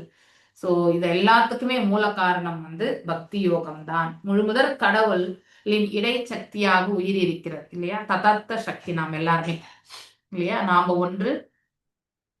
நம்ம யாரு? ததஸ்ட சக்தி. இந்த புவியில நம்ம ஜனித்தது அதாவது பௌதீகமாக இருந்தாலும் நமக்குள்ள இருக்கக்கூடிய இந்த பௌதீக உடலுக்குள்ள இருக்கக்கூடிய இந்த ஜீவாத்மா யாரு? அதாவது ஸ்பிரிச்சுவல். இரண்டும் கலந்து இருக்கக்கூடிய நிலைதான் நம்ம இந்த தத்தஷ்ட சக்தி. மேலும் இந்த மனிதனாகப்பட்டவன் ஒன்று மேலே வைகுண்டங்களுக்கு செல்லக்கூடிய அந்த மார்க்கத்தையும் அவனால பெற்றால் அதிலுமே அவனால போக முடியும். ஆனால் இழிவான செயல்களிலுமே இருந்து அவன் மீண்டும் கீழ் உலகத்திற்கும் தள்ளப்படலாம் இல்லையா? So it is depending. இந்த உடல் அதாவது மனிதனாக இருக்கும் பொழுதுதான் நம்மளால இறைவனுடைய திருவடிகளை சேர முடியும். Okay, that is guarantee. So இந்த மனித ரூபத்துல இருக்கும் பொழுது நம்ம இறைவனை சேர முடியும் குறுகிய காலத்துல. சோ தேவர்கள் எல்லாம் வெகு காலம் எடுத்துப்பாங்க இல்லையா? இப்போ பிரம்மர் 311 ட்ரில்லியன் ஆண்டுகள் எடுத்துட்ட பிறகுதான் அவருடைய கடமையை முடித்து மகா பிரளயத்துல இந்த பிரபஞ்சத்தை எல்லாமே பகவானுக்குள்ள சென்று அடங்கும் பொழுதுதான் அந்த பிரம்மலோகத்தில் இருக்கிறவங்க எல்லாருமே பகவானுடைய திருநாட்டை அடைவதற்கான மார்க்கத்துக்கு செல்வார்கள். சோ இப்படி நம்ம இந்த உலகத்துல இருந்து நம்ம பார்க்கும்பொழுது கால நேரத்துல மிக மிக குறுகிய காலத்திலேயே நம்ம இறைவனை சேர்வதற்கு மார்க்கம் வெறுமனே நம்ம மனித ரூபத்துல தான் அந்த பெனிஃபிட் வந்து வழங்கப்பட்டிருக்கு இல்லையா. நாம தத்தஸ்த சக்தியில இருக்கக்கூடியோம். பரவுலகம் அவரது புறச்சக்தியாக இருக்கின்றது. இச்சூழலில் முழுமுதற் கடவுளே விஷயத்திற்கு ஆத்மாவிற்கு உண்மையான ஆதாரமாவார். அதாவது ஜடம் மற்றும் சேத்தனத்திற்கு மூல காரணம் யாரு? அந்த பரம்பொருள் தான் என்பதை நாம நல்லா புரிஞ்சுக்க முடியும். இந்த உடல் தான் ஜடம் இல்லையா, இதற்குள்ள இருக்கக்கூடிய உயிர் தான் சேத்தனம். இந்த இரண்டுக்கும் இருக்கக்கூடிய சம்பந்தத்துக்கு மூல காரணம் யாரு? அந்த பரம்பொருள் தான் அப்படிங்கிறதுமே நாம ஒரு முயற்சி செய்யணும் புரிஞ்சுக்கிறதுக்கு. சோ பாகவதத்துல 7வது காண்டம் மற்றும் 4வது அத்தியாயத்துல 5வது ஸ்லோகம் வந்து நான் சொல்லப்பட்டிருக்கீங்க. பூமியில ஐ திங்க் பகவத்கீதையில 7.4 ஐஃபன் அது டேஷ், நான் தப்பு படிச்சுட்டேன். ஸோ 7.4-5 அதாவது 4வது 5வது ஸ்லோகம். ஓகே, 7வது சாப்டர்ல பூமிரப்போ அனலோ வாயு கம்மனோ புத்திரேவச்ச அகங்கார இதீயம் மே பின்னா பிரகிருதி அஷ்டதா இல்லையா, 8 ஜடசக்திகள் இல்லையா, பஞ்சமகாபூதங்கள், மனசு, அகங்காரம், புத்தி. இது இந்த 8மே வந்து பகவானிலிருந்து பிரிந்து வந்த ஜடசக்திகள் என்று பகவானே சொல்றார். அபரேயம் இதஸ்வம் அன்யாம் பிரகிருதிம் வித்தி மே பராம் ஜீவபூதம் மகாபாஹு ஏதம் தாரயதே ஜகத். அதாவது உறுதியான கரங்களுடைய அர்ஜுனனே, எனது மேல் இயற்கை ஒன்று இருக்கிறது. அபரேயம் இதஸ்வே அன்யாம், அதாவது வேறு ஒன்று இல்லையா, வந்து மேல இருக்கு. இதுவே ஜட இயற்கை இந்த இயற்கையில போராடி கொண்டிருக்கக்கூடிய இந்த ஜீவன்கள் எல்லாமே, சிறைப்பட்டிருக்கக்கூடிய ஜீவன்கள் வந்து அந்த போராடி கொண்டு இப்பிரபஞ்சத்தில் சிறைப்பட்டிருக்கும் அனைத்து உயிர்களையும் உடையதாகும். அப்படின்னா இங்கிருந்து விடுதலை பெற்று செல்லக்கூடியவர்கள் எல்லாம் அங்கே நித்தியமாக வாழ்கிறார்கள். மேலும் இந்த ஜீவன்கள் அங்கிருந்துதான் வந்தது அப்படிங்கிறதுமே வந்து சொல்லப்படுறது. அதனால இந்த ஜீவன்களுடைய உண்மையான ஸ்தானம் எது? அந்த வைகுண்டங்கள் மற்றும் கோலோகம். ஆனால் அங்கே நாம இறைவனை மறந்ததால நாம் என்ன பண்றோம், இங்க வர வேண்டிய ஒரு கட்டாயத்திற்கு பகவான் தள்ளி விடுறார். ஓகே, நீங்க வந்து ஆளணும்னு நினைக்கிறீங்களா, போய் சென்று நீங்க வந்து உங்களுடைய ஆளுமையை வந்து நீங்க செயல்படுத்துங்கன்னு சொல்லிட்டு தான் நம்மளை இந்த இடத்துக்கு, அதற்காக இந்த பிரபஞ்சத்தை படைத்து பகவான் நம்மளை வந்து இந்த இடத்துல அனுப்பி வைக்கிறார். முழு பிரபஞ்ச விஷயம் மற்றும் ஆத்மாவின் கலப்பினால் ஆகும். ஆன்மீக பகுதியே உயிராகும் இல்லையா. ஸ்பிரிட் தான் வந்து உயிர், இந்த உடல் தான் வந்து ஜடம். ஓகே, இவ்வுயிரே பிரகிருதி அல்லது சக்தி என்று சொல்லப்படுகிறது. ஸோ அதாவது பிரகிருதி என்பது உணரக்கூடியது இல்லையா, நம்மளால வந்து தெரிந்து கொள்ள முடியறது, இது எல்லாமே. ஸோ பிரகிருதி பிரதானா 2 உண்டு. எது வரைக்கும் அது வெளிப்படவில்லையோ அது பிரதான நிலையில் இருக்கும். எது வெளிப்படுகிறதோ அது வந்து அதான் மேனிஃபெஸ்டட் அன்மேனிஃபெஸ்டட் இல்லையா. இந்த பிரபஞ்சம் வந்து தோன்றாத நிலையில் இருக்கும்போது, இனிமே அதாவது காலம் வரும்போது அது வெளிப்படும் இல்லையா. ஃபார் எக்ஸாம்பிள், நமக்கு இரவு வருகிறது, ஒரு சிம்பிள் எக்ஸாம்பிள், இதை ஒரு ஓமையாதான் சொல்றேன், நீங்க அதை வந்து டைரக்ட் மீனிங் எடுத்துக்க கூடாது. இப்ப நம்ம சந்தியா காலம் வரும்பொழுது என்ன ஆகுது, ஒரு அறிகுறி வருது. ஸோ இரவு வரப்போகின்றது என்ற அறிகுறி இல்லையா. அதே மாதிரி காலை பொழுது 5:30 மணிக்கு பாத்தீங்கன்னாக்கா விடியலை நோக்கி நம்ம செல்கின்றோம் இல்லையா. அது அந்த அடையாளம் வந்து நமக்கு காட்டுகின்றது. பகல் பொழுது வரப்போகிறது, இரவு பொழுது வரப்போகிறது, எப்படி அடையாளத்தை நம்ம காண்கின்றோம் இல்லையா. ஸோ நாம அதே மாதிரிதான் இந்த உயிர்கள் அனைத்துமே இறைவனுடைய பின்ன பகுதி. ஏன்னா நித்தியத்தன்மையில நாம ஒன்றானவர்கள் என்பதையுமே உணரணும். இல்லாத உயிர் பரமபுருஷ பகவானின் இடைச்சக்தியாகவே இருக்கின்றது. ஏன்னா பகவான் முழுதும் வந்து ஆன்மீகத்துல இருக்கக்கூடியவர். நாம இந்த பௌதிகம் ஆன்மீகம் காம்பினேஷன்ல அலையிறவங்க. நம்ம உயிரின் கடமை அவன் உண்மையான அடையாளத்தினை அறிந்து கொள்வது, தான் ஆத்மா என்பதை உணர்வதுதான் அவனுடைய உண்மையான கடமை. அவன் இதனை செய்யும் பொழுதுதான் அவன் பக்தி தொண்டு நிலைக்கு வருவதற்கான அனைத்து வசதிகளையும் இறைவன் அவனுக்கு வழங்குகிறார். ஸோ நாம யாரு அப்படின்னு தெரிஞ்சிட்ட பிறகு இப்ப பகவான் அதுக்கு ஓகே, அது சம்பந்தப்பட்டதுல நாம வந்து தெரிந்து கொள்வதற்கான வாய்ப்பையுமே பகவான் ஏற்படுத்தி கொடுக்கிறார். இதுவே வாழ்க்கையினுடைய முழுமையா பூர்ணத்துவமாகும் என்று சொல்லப்படுகிறது. ஸோ இதை இன்னொரு வேத உபநிஷத்துல என்ன சொல்லப்பட்டிருக்குன்னா, ஏ வைஷ்யவ்ருணுதே தேன லப்யஸ் தஷ்யைஷ ஆத்மா விவ்ருணுதே தனும் ஸ்வாம். மேலும் 10வது ஸ்லோகம், தேஷாம் சதத யுக்தானாம் பரதாம் பீஜி பிரீத்தி பூர்வகம் ததாமி புத்தி யோகம் தம் ஏனமா உபயாந்தி தே. ஸோ அதாவது அபிதேயா இல்லையா, அபிதேயா பார்ட். நம்ம எப்படியெல்லாம் பகவானை வந்து புரிந்து கொள்றதுக்கு நாம செயலாற்றினால்தான் புரிந்து கொள்ள முடியும் இல்லையா. தொண்டு புரிந்தால் மட்டும்தான் இறைவனை பற்றி நம்மளால புரிந்து கொள்ள முடியும். அன்புடனும் பக்தியுடனும் என்னை தொடர்ந்து வழிபடுவோருக்கு நான் வந்து புத்தி யோகம் கொடுக்கிறேன் அப்படின்னு ஞானத்தையும் பக்தியையும் ரெண்டுமே கலந்து கொடுக்கிறார் பகவான். அதன் மூலம் அவர்கள் என்னை அடைவார் அப்படின்னா பகவானை அடையறதுக்கான மார்க்கம் எனக்கூடிய ஞானத்தை பகவான் கொடுக்கிறார். அதற்கான பக்தி ப்ராசஸை வந்து நமக்கு தெரியப்படுத்தி அந்த பாதையில நம்ம செல்வதற்கான வழிவாய்ப்பையுமே ஏற்படுத்தி கொடுக்கிறார். அதுதான் புத்தி யோகம். இதன் முடிவு என்னவென்றால் ஒருவன் கர்ம யோகம், ஞான யோகம், அஷ்டாங்க யோகம் இவற்றை தொடங்கினாலும் அவன் பக்தி யோகத்திற்கு வர வேண்டும். பக்தி யோக நிலைக்கு வராமல் ஒருவன் வந்து முழுமை அடைய முடியாது. அவனுடைய யோகத்துல அவன் முழுமை அடைய மாட்டான். தன்னுணர்வு மற்றும் முழு மெய்ப்பொருளை உணர்வது இயலாது அப்படின்னு சொல்லிட்டு ரொம்ப அழகா சொல்லப்பட்டு யதா தரோர் மூல நிசேஷன திருவந்தி தத் ஸ்கந்த புஜோபசாக பிராணோ பஹாராச்ச யதேந்திரியானாம் ததைவ சர்வாஹரணம் அச்சுதேஜ்யா. இதுக்கு வந்து ஓமைகள் கொடுத்துருக்காங்க பாருங்க. சோ மரத்தினுடைய இது நம்ம இந்த ஓமை நிறைய இடத்துல படிக்கிறோம். வேருக்கு நீர் ஊட்டினால் இந்த மரம் முழுவதுமே அதற்கான சக்தி வருவதற்கான உணவு எல்லாமே கிடைக்கப்பெறுகிறது இல்லையா? தனியா வந்து நம்ம கிளைகளுக்கோ அந்த ஒவ்வொரு அங்கத்துக்கோ நம்ம வந்து உணவு கொடுக்க முடியாது இல்லையா? நம்ம உணவு உடல்ல இருக்கக்கூடிய உணவு எங்க போறது? நம்ம வாய் வழியா வந்து வயிற்றுக்கு போறது, அங்கே செரிமானம் ஆகின்றது இல்லையா? சோ யாரு? அன்னமயா கோஷால இல்லையா? பகவான் பரமாத்மாவை இருந்து நமக்கு அந்த வெப்பத்தினுடைய முக்கியத்துவம் தேவை. சோ அதை கொண்டு என்ன ஆகுறதுனாக்கா அந்த உணவு வந்து ஜீரணத்துக்கான ஒரு நிலைக்கு செல்கின்றது. அதனுடைய ஜீரணத்தினுடைய இது ஆன பிறகு அது எல்லாமே அதனுடைய ஆற்றல் எல்லாமே எல்லா பாகங்களுக்குமே அது வந்து புஷ் பண்றது இல்லையா? அந்த உடல் வந்து தள்ளி விடுகின்றது. அப்பதான் நாம என்ன பண்ண சாப்பிட்ட உடனே ஒரு எனர்ஜி வந்ததுப்பா இல்லையா அப்படின்னு சொல்லுவோம் இல்லையா? அந்த மாதிரிதான். சோ இந்த எனர்ஜி எப்படி வருது? இந்த ஆற்றல் எல்லா இடங்களிலுமே வந்து பரவறதுக்கான இது எல்லாமே நிகழ்கின்றது. இது எல்லாமே இறைவனுடைய கருணை. ஓகே. சோ நம்ம வந்து அதாவது பிராணமயா, சுவாசத்துல பிராணமயா, அடுத்து வந்து உணவு செரிக்கிறதுல வந்து அன்னமயா இல்லையா? அடுத்து வந்து ஞானமயா, விஞ்ஞானமயா, அடுத்து வந்து ஆனந்தமயா. இந்த 5 மயாக்களை பத்தி நம்ம படிச்சிருக்கோம். எங்க படிச்சிருக்கோம்? ஞாபகம் எங்க படிச்சிருக்கோம்? இது பகவத்கீதையிலேயே படிச்சிருக்கோம். பகவத்கீதையில தான் எந்த சாப்டர்? பகவத்கீதையில 10 மத்தது 9 10 9 7 மத்தாஜி 13வது அத்தியாயத்துல படிச்சோம். ஓகே. 13வது அத்தியாயத்துல வரும் உங்களுக்கு. நீங்க படிங்க. நீங்க பாத்தீங்கன்னாக்கா அன்னமயா பிராணமயா. ஐ திங்க் அதுக்கு ஏதோ ஒரு பேர் பேர் வருது. ஓகே. ஸோ இந்த அன்னமயா பிராணமயா எல்லாம் அங்கதான் வருது. ஐ திங்க் நான் எழுதி வச்சிருக்கேன். 13வது சாப்டர் மத்தாஜி. ஐ திங்க் ஸோ 9ல கண்டிப்பா கிடையாது.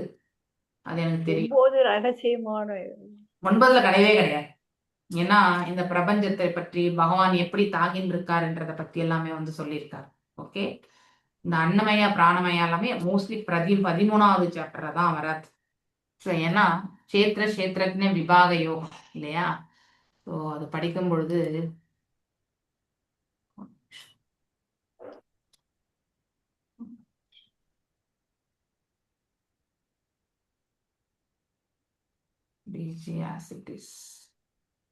ஐ திங்க் நம்ம அந்த இதுல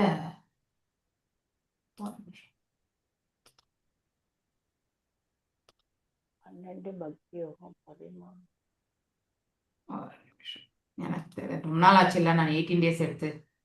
I think teachers can tell, அவங்களுக்கு தெரிஞ்சிருக்கும். டெய்லி எடுக்கிறவங்களுக்கு அது நல்லாவே தெரியும்.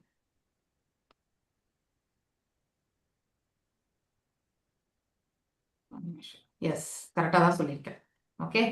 13வது அத்தியாயம் அன்னமயா பிராணமயா ஞானமயா, அதாவது மன சம்பந்தப்பட்டது. விஞ்ஞானமயம் என்பது இறைவன், இந்த ஜீவன் மற்றும் இந்த உடல் மூன்றுக்கு இருக்கக்கூடிய சம்பந்தம் பற்றி சொல்றது. அது அந்த மனசு, இந்த மனசினுடைய அதாவது பார்த்தீங்கன்னாக்கா மனதினுடைய குவாலிட்டிஸ் பிரம்மபுச்சம் என்று அழைக்கப்படுகிறது. பிரம்மபுச்சம் கரெக்ட். புச்சம் மட்டும் தான் வந்துச்சு எனக்கு.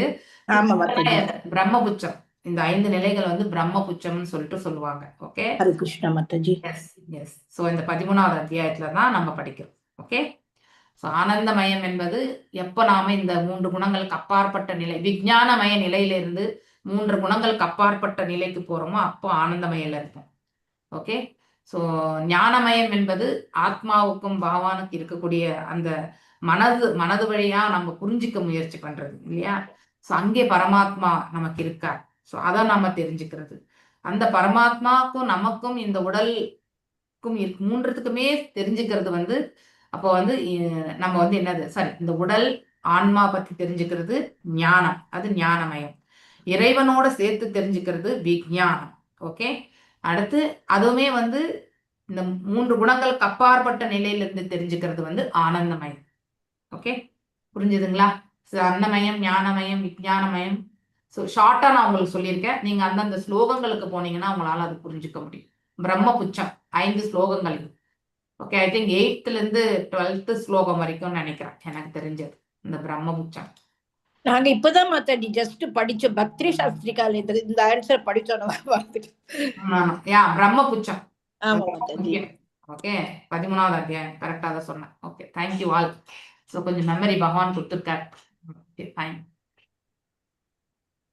ஓகே, ஸோ நம்ம இந்த ஊமைகளை வச்சு நம்ம தெரிஞ்சுக்கணும். ஸோ வேர் இல்லாமல் கிளைகள், மரங்கள், ட்ரங்க் இல்லையா, அந்த சென்டர் பாகம், அது என்ன சொல்லுவாங்க? சென்டர் பாகத்துக்கு தமிழ்ல என்ன சொல்லுவாங்க? அந்த மரத்தினுடைய மெயின் நேரா போறது தமிழ்ல ட்ரங்க்குக்கு என்ன சொல்லுவாங்க? தண்டு. தண்டு மாதாஜி. தண்டா? தண்டு என்ன மாதாஜி? ஏதாவது ட்ரங்க்னா தண்டு தான் மாதாஜி. தண்டு தண்டு ஸ்டெம்னா தண்டும்பாங்க மாதாஜி. தண்டு தான் மாதாஜி. அந்த அது தடியாக இருக்கிறது. கனமா கெட்டியா இருக்கும்ல மாதாஜி, அந்த கெட்டியா இருக்கிறது தான் ட்ரங்க். தமிழ் என்ன சில வார்த்தைகள் எனக்கு கூட டக்குன்னு வராது. ஏன்னா அந்த செடி கொடிகளுக்கு தண்டுன்னு சொல்லுவோம் மாதாஜி. மரத்துக்கு வந்து அது ட்ரங்க்னு சொல்லுவோம். மரத்துக்கு ட்ரங்க்னு சொல்ல, மரத்தண்டு, தண்டுமா? ஆமா மாதாஜி. ஓகே, ட்ரங்க் தமிழ் அர்த்தம் மரத்தண்டு. அந்த சென்டர் பாகம் வந்து தண்டு சொல்லுவாங்க. Okay, fine, thank you. ஸோ அது போல ஒவ்வொரு இடத்துலயுமே நம்ம வேருக்கு நீர் ஊட்டினால்தான் வேர் வந்து நம்ம கண்ணுக்கு தெரியறது இல்லை. அது போலதான் பகவானும் நம்ம கண்களுக்கு தெரியறது கிடையாது. ஆனா பகவான் இல்லாமல் இந்த மரத்தினுடைய பாகங்கள் வந்து ஃபார் எக்ஸாம்பிள் ஒரு மரத்துக்கு வேர் இல்லாம அந்த மரத்தினுடைய கிளை, புஷ்பம், பழங்கள் இல்லையா, கனிகள், இதெல்லாமே வந்து வராது இல்லையா. அது எல்லாமே சரி அதாவது செழுமையா வராது. ஸோ வேர் செழுமையா இருந்தாதான் அது எல்லாமே வரும் இல்லையா. அது போல வந்து பாத்தீங்கன்னாக்கா கண்ணுக்கு வந்து புலப்படாது வேர் எப்பவுமே. மிச்சம் எல்லாமே வெளியில தெரியும். ஜீவராசிகள் ஆகிய நாம் எல்லாருமே நம்ம வந்து இந்த பௌதிக உடல்ல எல்லாரும் ஒருத்தருக்கு ஒருத்தர் பார்த்துக்க முடியிருக்கு இல்லையா. ஆனா இதை இயக்கி கொண்டிருக்கக்கூடிய அந்த பரமாத்மா வந்து வேறாக இருக்கிறார். அது வந்து நம்ம கண்ணுக்கு யாருக்குமே தெரியறது கிடையாது இல்லையா. ஸோ அது போலதான் இது ஆக்சுவலி. பக்தி தொண்டின் மூலம் தான் முழுமுதற் கணங்களை வணங்குவது, அவரின் பாகங்களாக விளங்கும் தேவர்களை திருப்திப்படுத்துறது. இப்ப தேவ வழிபாடை பத்தி சொல்லியிருக்காங்க இந்த இடத்துல. நான் நல்லா புரிஞ்சுக்கணும் இல்லையா. சில நேரங்களில் இப்ப நம்ம வேருக்கு நீர் ஊற்றினால் எவ்வாறு வந்து அது எல்லா இடங்களுக்குமே பரவுகிறதோ அது போல பகவானை சேவிச்சாலே அது வந்து இன்க்ளூசிவ் ஆஃப் தேவர்கள் அப்படிங்கிறதையுமே நம்ம புரிஞ்சுக்கணும். அவங்களுக்கு நம்ம தனி வழிபாட்டை நம்ம வந்து செய்ய வேண்டிய அவசியம் கிடையாது அப்படிங்கிறது வந்து நிறைய இடங்கள்ல சொல்லப்படுறது. ஸோ காரணமும் நம்ம படிக்கிறோம். சில நேரங்களில் கிருஷ்ண பக்தி இயக்கம் பிற தெய்வ வழிபாட்டினை விலக்கிவிட்டு கிருஷ்ண வழிபாட்டினை மட்டுமே ஏன் பரிந்துரைக்கின்ற சில கேட்கிறாங்க இல்லையா. நிறைய பேர் கேட்கிறாங்க. எல்லாருக்குமே கொஷின் உண்டு. உரிய பதில் தான் இந்த ஸ்லோகத்தில் கொடுக்கப்பட்டது. மரத்தில் அடிவேரில் நீர் வார்ப்பது பற்றி கொடுக்கப்பட்டிருக்கும் சான்று மிகவும் பொருத்தமுடையதாகும். பகவத்கீதையில வந்து ஊர்துவ மூலம் அதாசார்த்தம் இல்லையா. ஸோ மேல இருக்கக்கூடிய அந்த மரம், அதாவது அந்த ஆலமரம் வந்து பாத்தீங்கன்னாக்கா நாம நீங்க ஒரு இடத்துக்கு ஐ திங்க் ஒரு 4 நாளுக்கு முன்னாடிதான் வந்து பிரேமா சுந்தராஜன் மாதாஜின்னு ஒருத்தவங்க இருந்தாங்க இல்லையா. அவங்க இந்த ஊர்துவ மூலத்தை வந்து எப்படி புரிஞ்சுக்கிறது அப்படின்னு ஒரு கொஸ்டின் கேட்டிருந்தாங்க ஆக்சுவலி. ஓகே, இந்த I think mostly Mallika Mataji கூட கேட்டிருப்பாங்கன்னு நினைக்கிறேன். ஸோ ஊர்துவ மூலம் அதாஷா மாதாஜி அவங்க வீடியோ ஒன்று அனுப்பி விட்டு கேட்டிருந்தாங்க. உண்மையிலே நம்ம ஊர்ல எல்லாம் பாத்தீங்கன்னா குளம் எல்லாமே இருக்கும் இல்லையா. அப்ப அந்த குளத்தை சுத்தி இருக்கக்கூடிய மரத்தை நம்ம போய் கண்டிப்பா அப்சர்வ் பண்ணணும். இது நம்ம கண்டிப்பா பார்த்திருப்போம். ஆனா இந்த கருத்தை கொண்டு நம்ம பார்க்கிறோம். இப்போ மேல இருக்கக்கூடிய உலகம் வந்து அதாவது திரிபாதம் அங்கதான் அந்த மரம் வேர் அங்கதான் இருக்கு. அங்க உண்மையான மரம் அங்க வந்து எப்படி மண்ணுக்குள்ள வேர் இருக்கு, மேல மரச்செடி எல்லாமே இருக்கு இல்லையா? அந்த வேர்ல பாத்தீங்கன்னாக்கா நம்ம இங்க கீழ் உலகத்துல பாத்தீங்கன்னா அதனுடைய தலைகீழான பிம்பம் என்று சொல்லப்படுகிறது. அங்க எதெல்லாம் மேன்மையா இருக்கிறதோ அதெல்லாம் நாம் இந்த இடத்துல வந்து அதனுடைய அர்த்தத்தை வந்து புரிந்து கொள்ளாமல் நாம வந்து தவறான ஒரு செயல்கள்ல தான் ஈடுபடும். பர்வர்டட் ரிஃப்ளெக்ஷன் சொல்லுவாங்க இங்கிலீஷ்ல. தலை கீழாக விரிவடைந்திருக்கிறது இல்லையா? சோ அங்க மேல் பாகமா இருக்கிறது வந்து இங்க கீழ்பாகமா தெரியும், அங்க கீழ்பாகமா இருக்கிறது நமக்கு இங்க மேல் பாகமா தெரியும் இல்லையா? சோ உயர்வானது அனைத்துமே நாம தவறுதலாக செய்வோம், அதே மாதிரி தாழ்வானது எல்லாமே நமக்கு மேன்மையா தெரியும். அதனாலதான் நாம இந்த பௌதீகத்துல இருக்கிறது அனைத்துமே நமக்கு மேன்மையா தான் தெரியும் இல்லையா? அதே ஆன்மீகத்துல இருக்கிறது எல்லாத்துக்குமே நாம வந்து அதுக்கு நிறைய தர்க்கம் பண்ணணும். நாஸ்திகத்தன்மை, அதுக்கு அந்த உணர்த்தலுக்கு வந்து ஒரு 8 குவாலிட்டிஸ் இருக்கு. ஒருவருடைய பக்குவம், அதாவது எப்படி வந்து தெரிஞ்சுக்கிறாங்க, டிரான்ஸ்டென்டல் ரியலைசேஷன் ஸ்டேஜஸ் அப்படிங்கிறது வந்து பாத்தீங்கன்னாக்கா பகவானை வந்து எப்படிலாம் புரிஞ்சுக்கிறாங்கன்றத வந்து பார்க்கணும். அதாவது சமர்ஷியனாக்கா நமக்கு கஷ்டகாலம் வரும்போது பகவானை வந்து நினைப்போம் இல்லையா? அடுத்து நைஷ்டிகம், நாஸ்திகான்னாக்கா அதாவது கடவுளே இல்லை என்று சொல்பவர்கள் இந்த மாதிரிதான் புரிஞ்சுப்பாங்க. ஓகே, சோ பகவானை எப்படிலாம் புரிஞ்சுப்பாங்கன்னு பாருங்க. கடவுள் என்பவர் ஒருத்தர் கிடையவே கிடையாது இல்லையா? நிர்குணா அப்படின்னா என்ன அர்த்தம்னாக்கா ரூபமற்ற இல்லையா? அடுத்து வந்து கிளைபியன்னு புரிஞ்சுக்கிறாங்க, ஒருத்தர் வந்து பரமாத்மா நிலை என்று புரிந்து கொள்கிறார். இன்னொன்று மிதுனா என்பது என்னன்னாக்கா சக்தி மற்றும் சக்தியை உடையவர் அப்படிங்கறது புரிஞ்சுக்கிறது வந்து மிதுனா.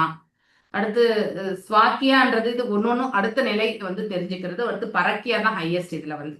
ஓகே, இதுல வந்து பகவானை பத்தி நாஸ்திகன், அடுத்து வந்து அரூபம் மட்டும் அப்படிலாம் நினைக்கிறது எல்லாமே வந்து அவங்களுடைய உணர்தலை பற்றி சொல்றது. ஓகே, ஸோ இங்க கீழே நம்ம பாக்குறோம் இல்லையா, இந்த மாதிரிதான் நம்முடைய உணர்தலை. ஒருத்தர் கடவுளே கிடையாதுப்பா, நான் கண்ணால பார்த்த மட்டும் தான் நம்புவேன் அப்படின்னு நினைக்கக்கூடியவங்களும் உண்டு இல்லையா? ஸோ ஏதோ ஒண்ணு நம்ம சொல்றாங்க, நான் செய்யறேன், ஆனா அதுல வந்து ஈடுபாடு கிடையாது. இப்படி எல்லாமே நம்ம வந்து செய்யறோம். ஸோ பகவானை பத்தி நம்ம வந்து புரிஞ்சுக்கிறதுக்கு நம்ம முயற்சி பண்றது கிடையாது. ஆனா ஒருத்தர் வந்து உண்மையிலே நாம இறைவன் இருப்பதால் தான் இயங்குகின்றோம். அந்த கடைசியில வரக்கூடிய அந்த பரக்கிய அது எல்லாமே வந்து பாத்தீங்கன்னாக்கா ஹையஸ்ட் லெவல். அது ஆக்சுவலி எக்கஸ்டி இல்லையா? பாவ அந்த பக்தியில வர பிரேம பக்தியில போறவங்களுக்கு தான் அதெல்லாமே வரும். அப்ப அங்க உண்மையான ஒரு நிலை என்னன்றது தெரிஞ்சுப்பாங்க இல்லையா? நம்ம எப்படி இந்த பௌதீக புலன்கள் கொண்டுதான் நம்ம அதை தெரிஞ்சுக்கிறது வந்து இதெல்லாம் ஃபர்ஸ்ட் லெவல்ல இருக்கிறது தான்.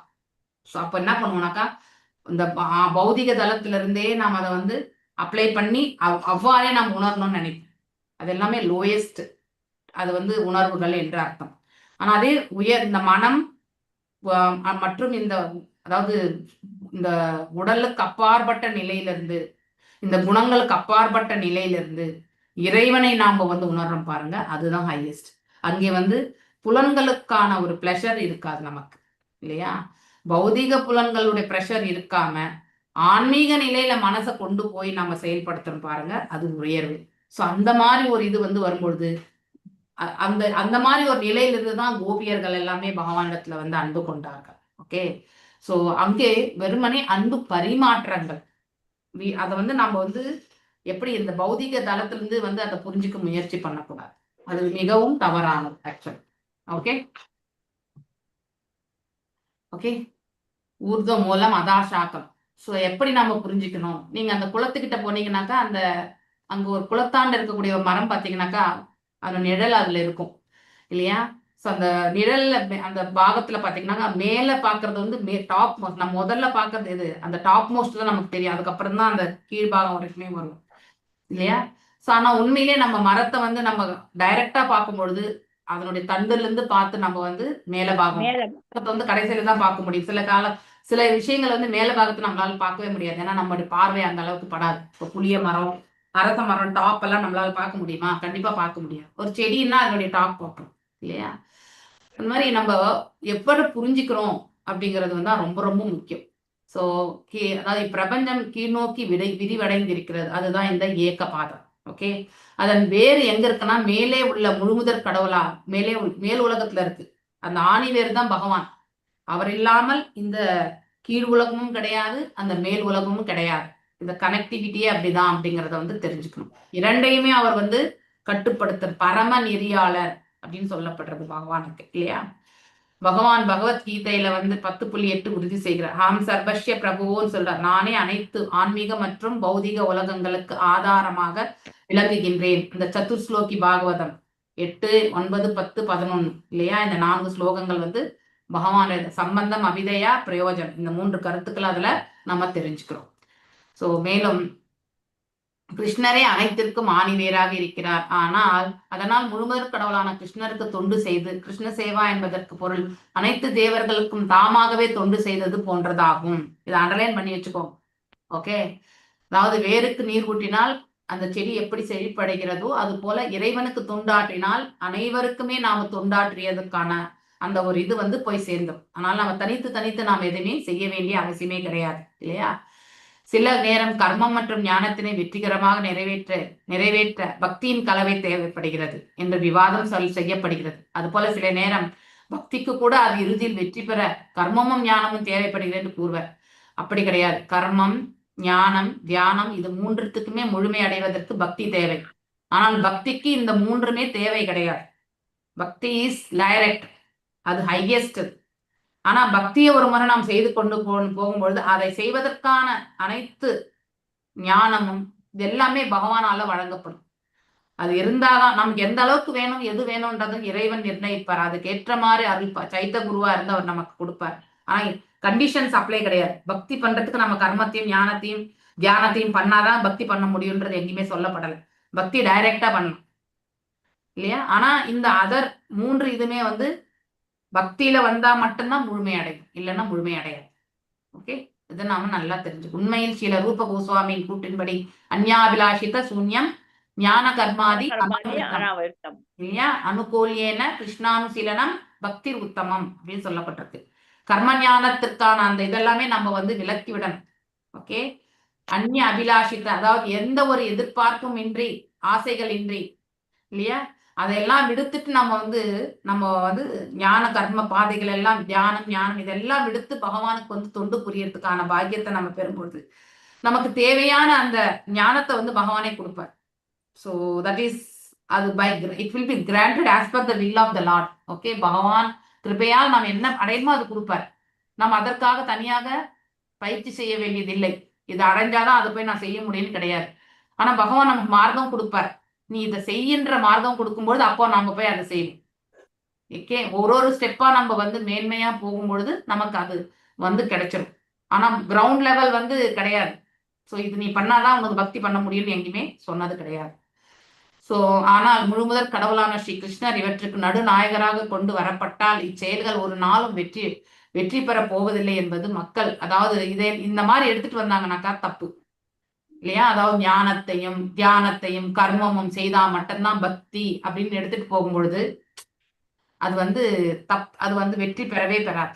ஓகே, அப்படி ஒரு கண்டிஷன் எல்லாம் போட்டோம்னாக்கா கிருஷ்ணரை வழிபடுவதற்கும் அவரது பாகங்களான பல்வேறு தேவர்களை வழிபடுவதற்கும் என்ன வேறுபாடு இருக்குது என்பது ஒருவன் கேட்கலாம் இல்லையா. பிரபுபாதர் எழுதி வச்சுட்டு போயிருக்கிற இந்த மாதிரி கொஸ்டின் நம்ம நிறைய பேர் கேட்கிறோம் இல்லையா.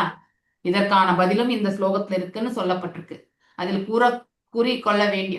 கூறிக்கொள்ள வேண்டியது வயிற்றுக்கு நம்ம உணவு அளிக்கும் பொழுது எவ்வாறு இந்திரியங்கள் எல்லாம் வந்து சக்தி ஆற்றலை பெறுகின்றதோ இல்லையா, அனைத்தும் தாமாகவே திருப்தி விடுகின்றது இல்லையா. நம்ம தனித்து காதுக்கு ஒரு உணவு, கண்ணுக்கு ஒரு உணவு இல்லையா, அடுத்து வந்து கைக்கு ஒரு உணவு நான் கொடுக்குறோம், நம்ம கிடையாது, வயிற்றுக்கு தான் கொடுக்குறோம் இல்லையா. அது போல வேருக்கு நீர் எப்படி ஊற்றுகின்றோமோ அது போல வயிற்றுக்கு உணவு கொடுக்கும் பொழுது அது செரிமானம் ஆகி அதனுடைய ஆற்றல் இந்த உடல் முழுவதும் புலன்களையுமே வந்து திருப்திப்படுத்துகிறது இல்லையா. ஸோ வயிறு நிறைஞ்சிச்சுன்னு நம்ம சொல்றோமா, சாப்பாடு போதும் இனிமே எனக்கு வேண்டாம்னு சொல்றோமா, இன்னும் டேஸ்டா சாப்பிடணும்னு நினைக்கிறோமா, இதெல்லாமே என்னது திருப்தி, அதாவது பாத்தீங்கன்னா உணர்வு. ஸோ எங்க போனா அது நமக்கு வயிற்றுக்கு போன பிறகு இது எல்லாமே நமக்கு மைண்ட் வேலை செய்யுது இல்லையா. அந்த பல்சஸ் அதாவது பாத்தீங்கன்னாக்கா அதெல்லாமே சொல்லுது, நமக்கு இம்பல்சஸ் எல்லாமே சொல்லி நமக்கு அந்த மூளை வேலை செய்து இதெல்லாம் யோசிக்க வைக்குது இல்லையா. ஒருவன் தன் கண்களுக்கு அல்லது காதுகளுக்கு தனியாக உணவளிக்க முயன்றால் முடிவு பேரழிவாகும். வயிற்றுக்கு உணவிடுதல் மூலம் நாம் மற்ற எல்லா புலன்களையும் திருப்திப்படுத்துகின்றோம். ஒவ்வொரு புலனும் தனித்தனியே சேவை செய்வது செய்யத்தக்கதும் அல்ல இல்லையா. தனித்து அதுக்கு நம்ம வந்து செய்ய முடியாது. அதனால செய்யவும் முடியாது, பிளஸ் அதனால அது திருப்தி கொள்ளவும் முடியாது இல்லையா? தேவையற்றதும் ஆகும். இதன் முடிவு என்னவென்றால் பகவான் ஒருத்தருக்கு மட்டுமே தொண்டு செய்வதன் மூலம் அதாவது கிருஷ்ண சேவையா எல்லாம் நிறைவு பெறுகின்ற. சைத்தன்ய சரிதாமிரம் மத்திய லீலையில 22வது அத்தியாயத்துல 62வது ஸ்லோகம்.